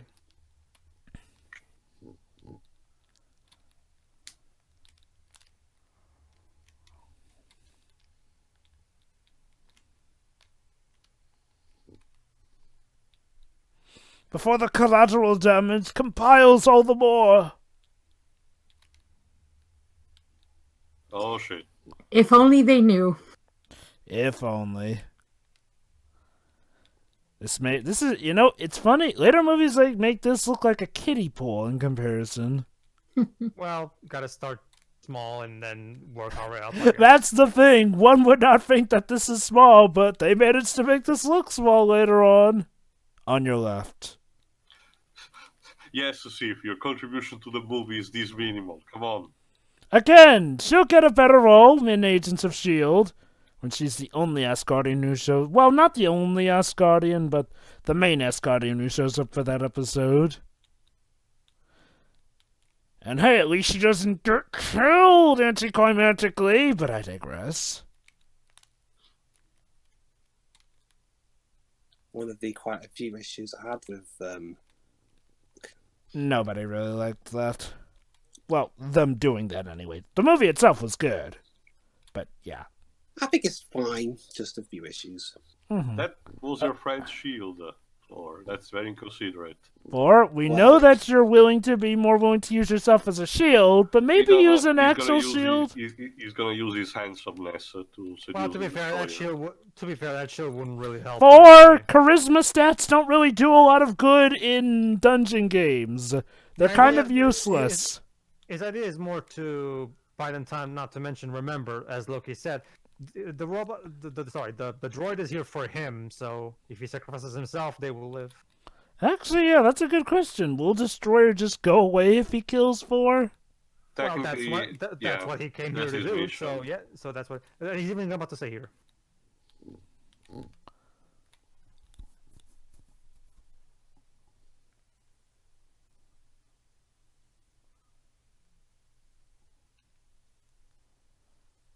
I love how Loki's just watching this. Pondering. Watching on the telly. Well, since you asked so nicely. Oh.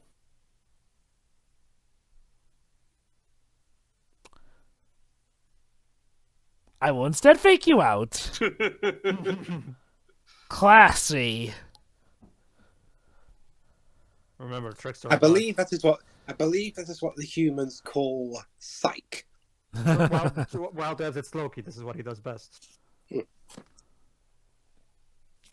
Ugh. Sorry, He's that having a scar close to his eye, like his father. No. I'm sorry, that bit slap was pretty hard. Don't you see, I read a comic, and it turns out that after I die, you become the next four. Until I come back from the dead, but that'll never happen. Could be worse. Could be when Thunderstrike instead took over. And I'm not sure that concept. like that. And I'm not sure that concept will go down very well in movies. So let's cross our fingers and hope. Why is the scar always on or around the eye? Because well, it's in the this spot particular, where like people Taylor can see it the Parallel to most. Odin. Well, Well- and like Taylor said, Shiwei, remember his father Odin has a scar on his eye, so it's symbolic of the fact that now he's just as noble and wise as his father is. Nah. He has to lose an eye to be as wise as his father. It's Also, always Shira, the eye, though. also Shira, it's part Because of it looks cooler. Oh, Uh, single uh, sexy manly tear. Wait, is that radioactive? That can be good. Remember, Shiwei, Scar also Scar from Lion King also has a scar on eye. No, Scars I- on well, eyes look cooler. Not just that. It's also because of how the skull is shaped. If you're receiving a cut on your face, it's more likely that it gets that kind of shape because the blade cannot potentially reach your eyes unless it pushes a bit forward. Also, Jane? Jove, as one of the Jane, early move your MLP head- seasons taught us, it's not crying, it's liquid pride. And there you go. Dao is now worthy. Yeah. It took a lot of pain, but by God, he is worthy.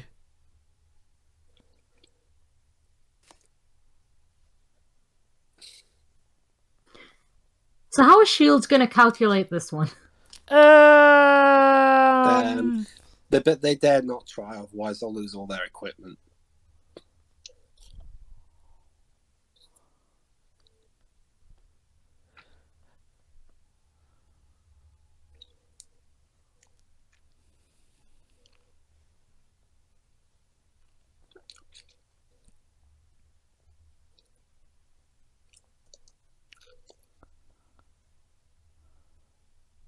Ow. That tornado is carrying a destroyer. And now it's about to wreck it!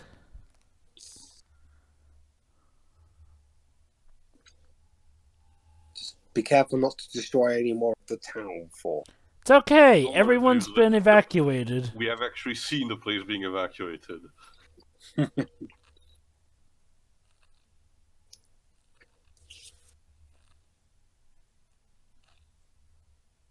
There we go.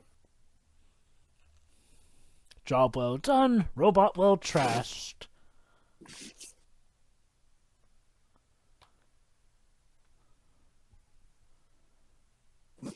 Ahem. Game.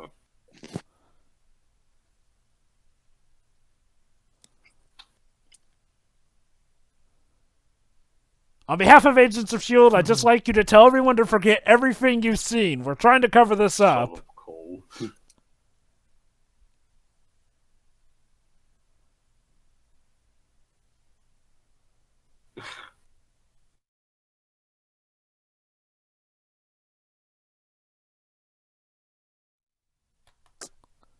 Let's So casually. Bye. Sorry, no room for debriefing. Goodbye. No room for third wheeling. How about that? Enjoy your stay.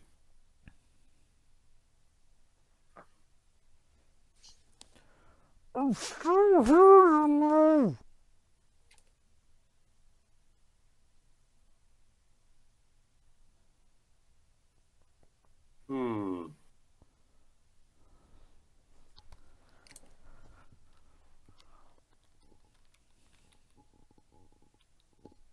I know. This isn't time for one of your college pranks, bro.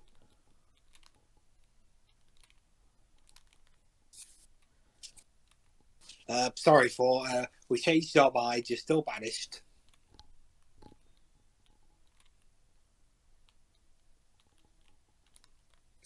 Yeah, Odin decided he changed his mind. Not only is Thor still banished, but he banished all year for... Don't you see? Yelling Heimdall's name loud enough gets him more power. I guess. All right, I'm coming. Jesus. Ow.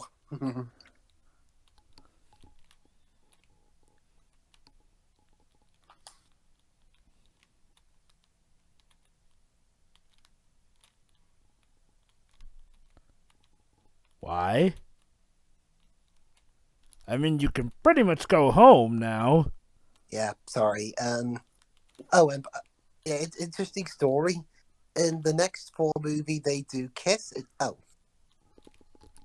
Well, in the next one they do kiss, but they use Chris Hemsworth's wife as a body double for Natalie Portman. Cute. Huh.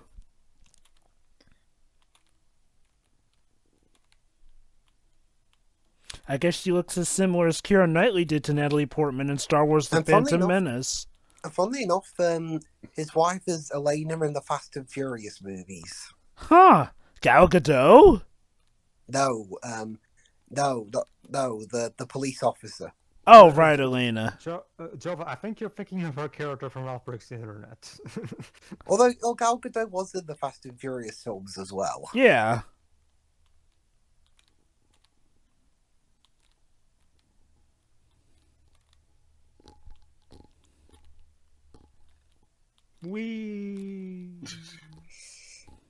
Hello, Odin. It's time for your Odin death.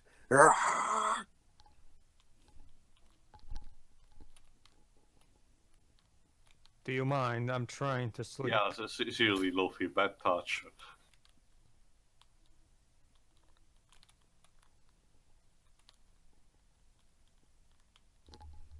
Nope. See, Loki cares. Yeah, that's the thing. One thing that I love about the way Loki is written, yeah, he's technically the villain, but at the same time, he still has his attachments that he is not willing to. But he's And a complicated. Loki's gone. Aw, Loki, you saved him. In short, Well- speak like he is a complicated guy. He wants to give Asgard to the villain, but at the same time, he doesn't want his parents to die because, well, despite everything, he still cares about them. Oh, Mother, you seem so welcoming for someone who supposedly banished me. This is also the first step in his eventual redemption in later movies.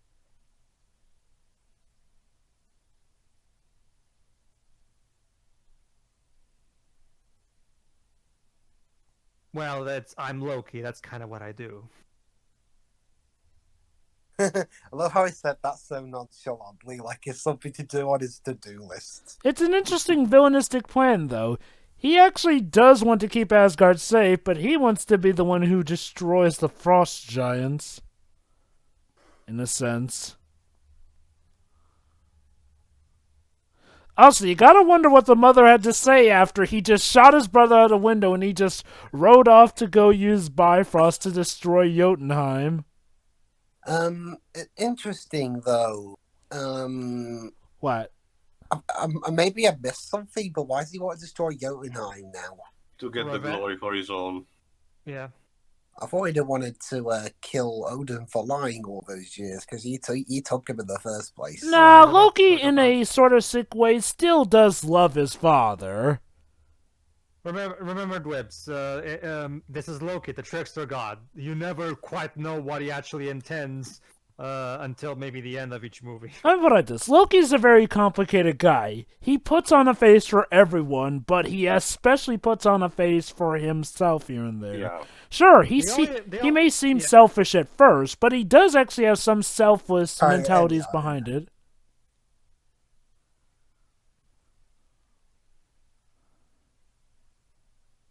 See? In a way, he still does love dear old Dad.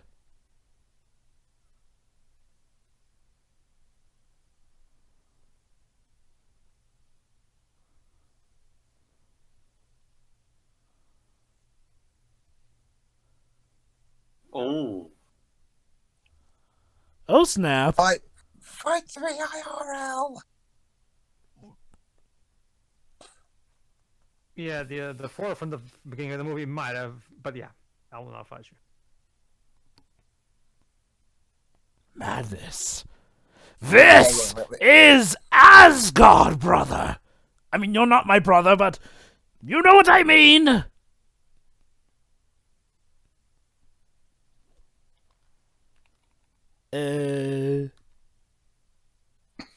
Well, let's just say I felt some rather funny feelings when meeting her. I will not allow her to become a fangirl of you. So you've got enough of them, Loki. Yeah. Let Thor have some. Is that what the trope would? Is that what Draco in leather pants would be an example of, Joba? Yeah. Yeah. Well, yeah, Loki's definitely a case of Draco and leather pants. I guess it helps, like, in a way you can sort of feel sorry for him. Like, here's this guy who's been living his life all he knows, only to turn out that he is, in fact, the son of the king of the enemies who threatened to kill Asgardians, and his whole life's been a lie. In a sense, I can see how that might mess somebody up.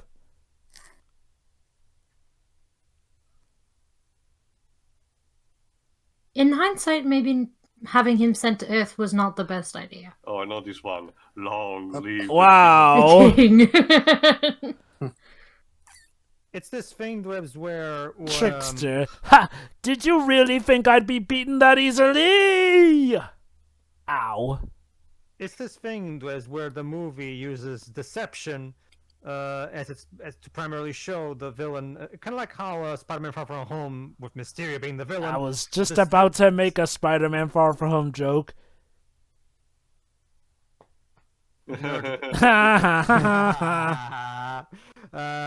Lift Much that, like- brother. In order to demonstrate Mysterio's ability to deceive people, well, what better way to do than deceive the audience in that movie in a lot of ways?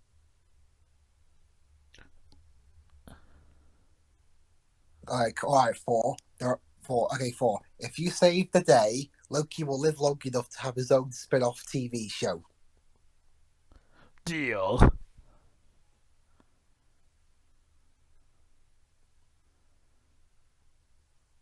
Yes, brother. Keep telling me while you're stuck under my hammer.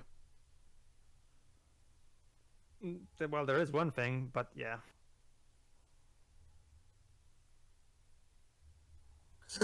You're destroying my favorite toy. The Rainbow Road! No! No one to be liked it fair, anyway. It I was mean, that already level's- difficult by the That level's bullshit anyway.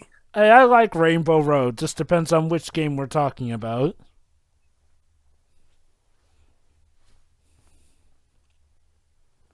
Was there a Rainbow Road in the SNES game? Yes! It was a stable since the first. I thought it was only thing from the N64 one. No. It was since they're in the first game. Okay. And with that, I'm sure there will be no other possible ways for Asgard to communicate with Earth. Never, ever. Wink. Well, this is quite an interesting chain we find ourselves Yeah, I on. should drop both of you. Four, given the circumstances, I will not banish you. However, you must pay for the bridge to be fixed.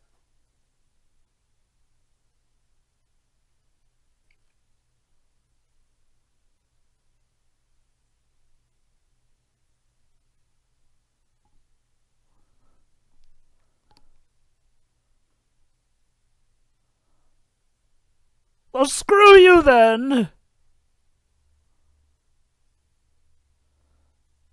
And I'm sure we'll never, Never see him again. So yeah, Loki just rage quit the game there.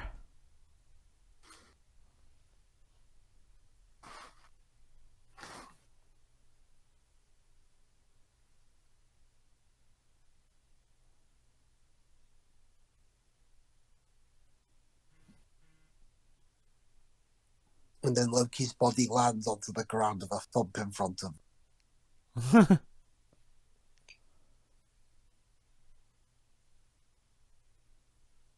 I'll never get to see him again. For 2 years.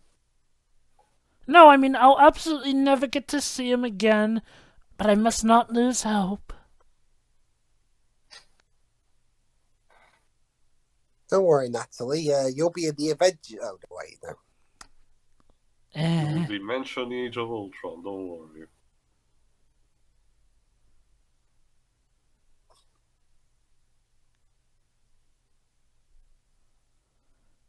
For a moment there, it looked like it was going to the Paramount logo. It was the exact same thing as it was earlier, Joe.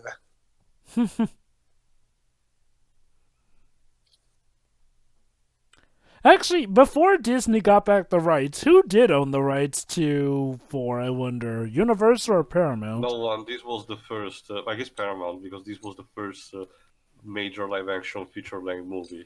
You don't suppose it was public domain?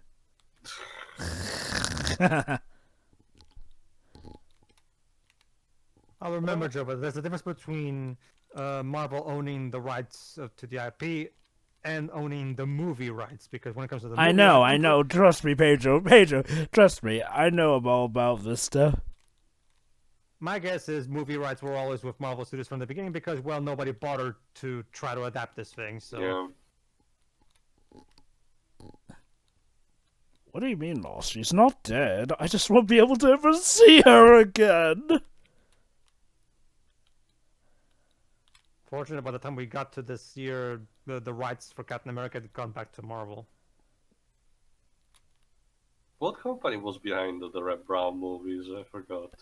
I think it was actually Marvel TV, Marvel at the time. So For it the sounds like 90s Marvel movies, always had those rights. Remember, Joe, but there's a 1990 movie that wasn't made by Marvel. Yeah, who was that made by? I'll check I it. don't remember. I hate that movie, so I don't. I'll check in the particularly- meantime. That was the most recent one, right? Before, First Yeah, Avenger. yeah. It's even worse than the Red Brown movies, if you ask me. Oh, what? You don't Wait, like? What are you talking about, Pedro? Unfortunately. Wait, Pedro, what are you talking about? That Heil Hitler death fake moment was a classic. So much Oh, so that the yeah, but that's MCU movie replicated it. Well, yeah, but that's like one scene. And hey, Captain America decapitating that evil woman was totally awesome. Yeah, there you go. As a little final moment for Azar. Yeah, there you go. He says, like, I'm not ready to. He for himself says, no, I'm not ready to be king. You continue. Not yet, at least. Don't worry, Thor. Maybe you'll become a space pirate eventually.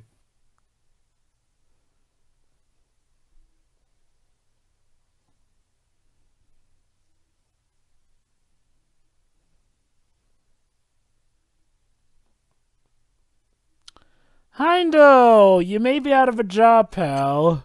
Oh. Don't worry, I will protect this.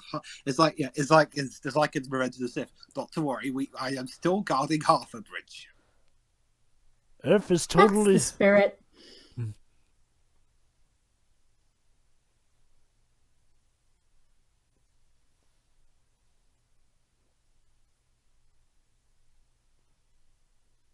See, there's a thing about the 1990 movies that the Red Brown movies are terrible. Don't get me wrong. It's just that at the very least there's that campy Red Brown appeal to it in some aspects.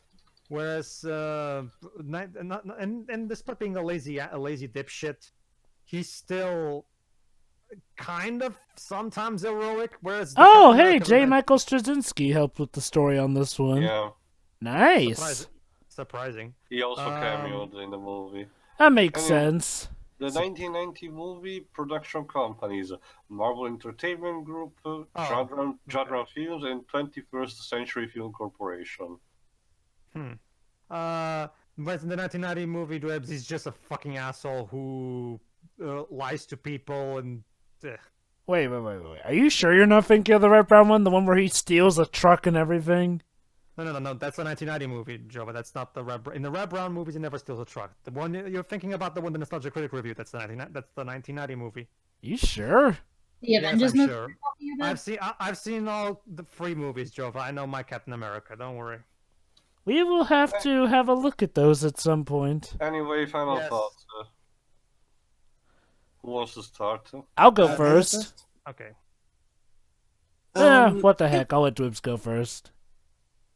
Yeah, I enjoy this movie a lot. You know, it does the liar reveal trope correctly, in my opinion. It has a pretty simple yet effective story of learning not to be an arsehole. It's got a great villain in Loki, who's a lot better than Again with that shot. Seriously, what does it mean? Yeah, who's a lot better than that other guy. And it's got a good soundtrack from Patrick Doyle.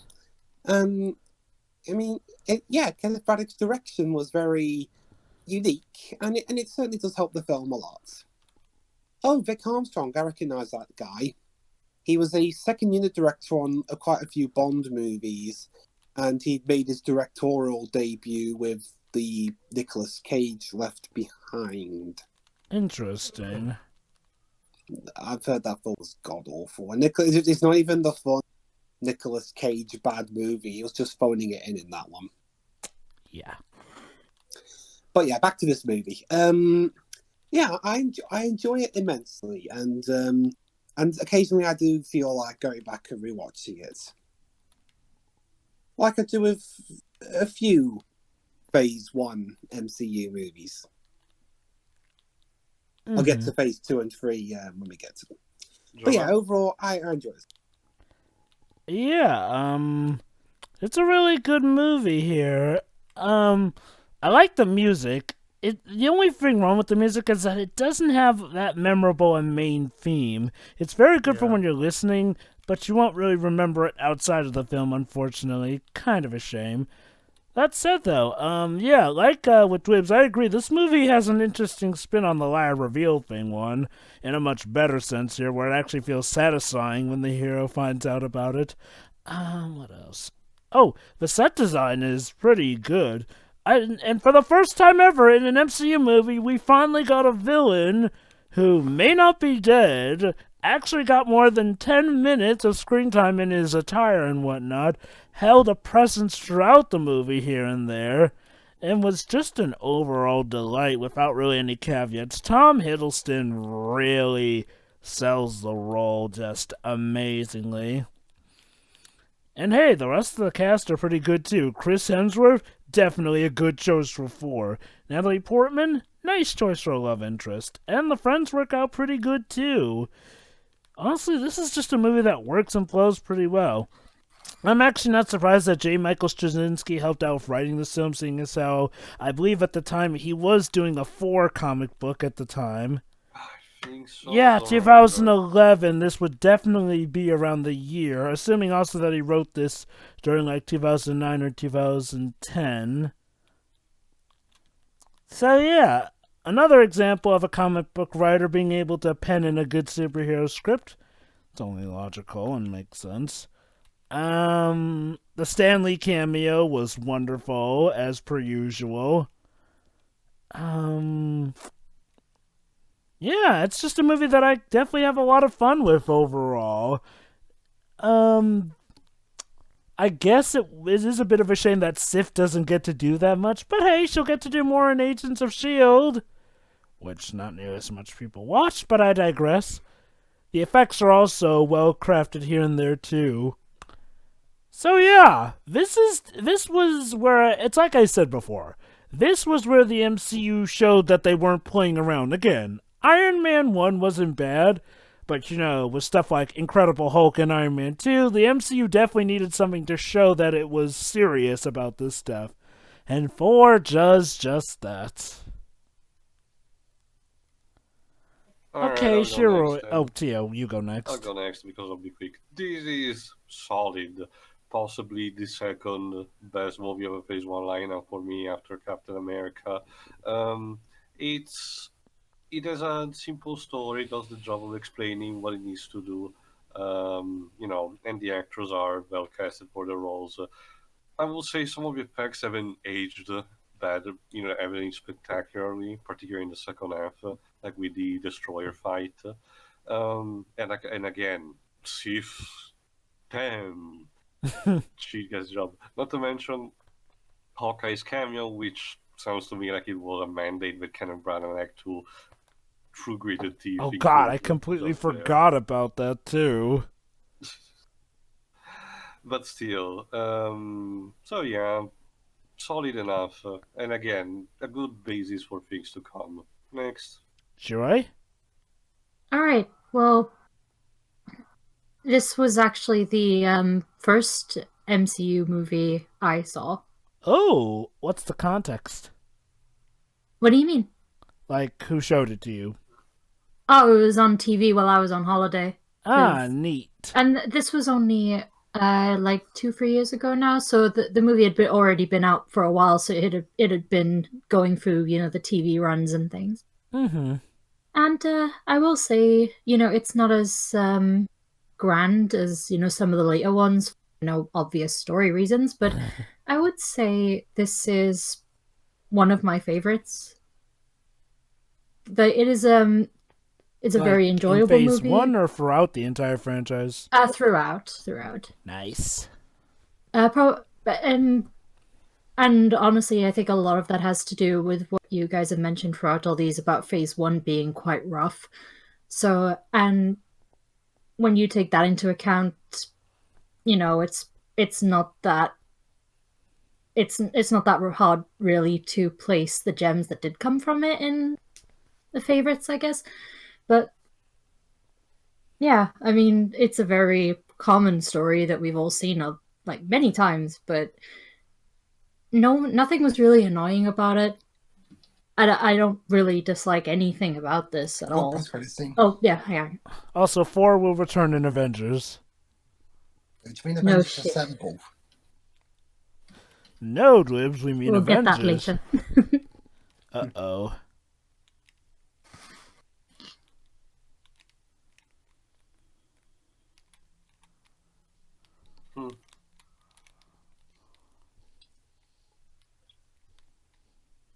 Hey, Nick.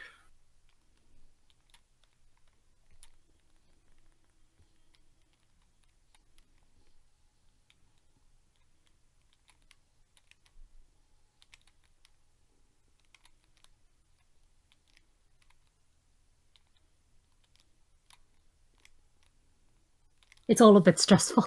Yeah.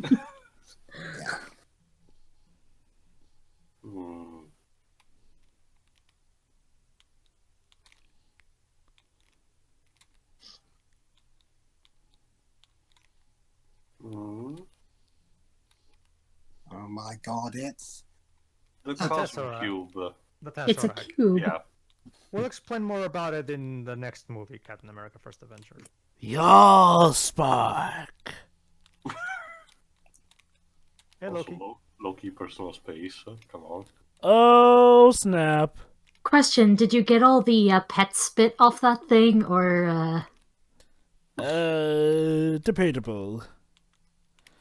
Also, so of course, we cap off the movie with Mace Windu. No, I'm pretty much done. I've already mentioned. Yeah, I'm... Oh, never mind. It was Shiri. Never mind. Sorry. Oh. We'll continue, Shiri. No, I'm done also. It's, it's just a really solid movie. Also, I just found out it's a news of the early in January, and we're recording this second half of it, but apparently Siva may actually get her own personal Disney Plus series. So oh, cool. Wow, just like you wanted to, yo. Honestly, it's better for the character in general, but we'll see. Pedro. Yeah, it's a pretty good movie. I really like it quite a bit. It's like I said, it's a movie that really shows how it's not what you do it's not what story you're telling, it's how you tell that story that counts.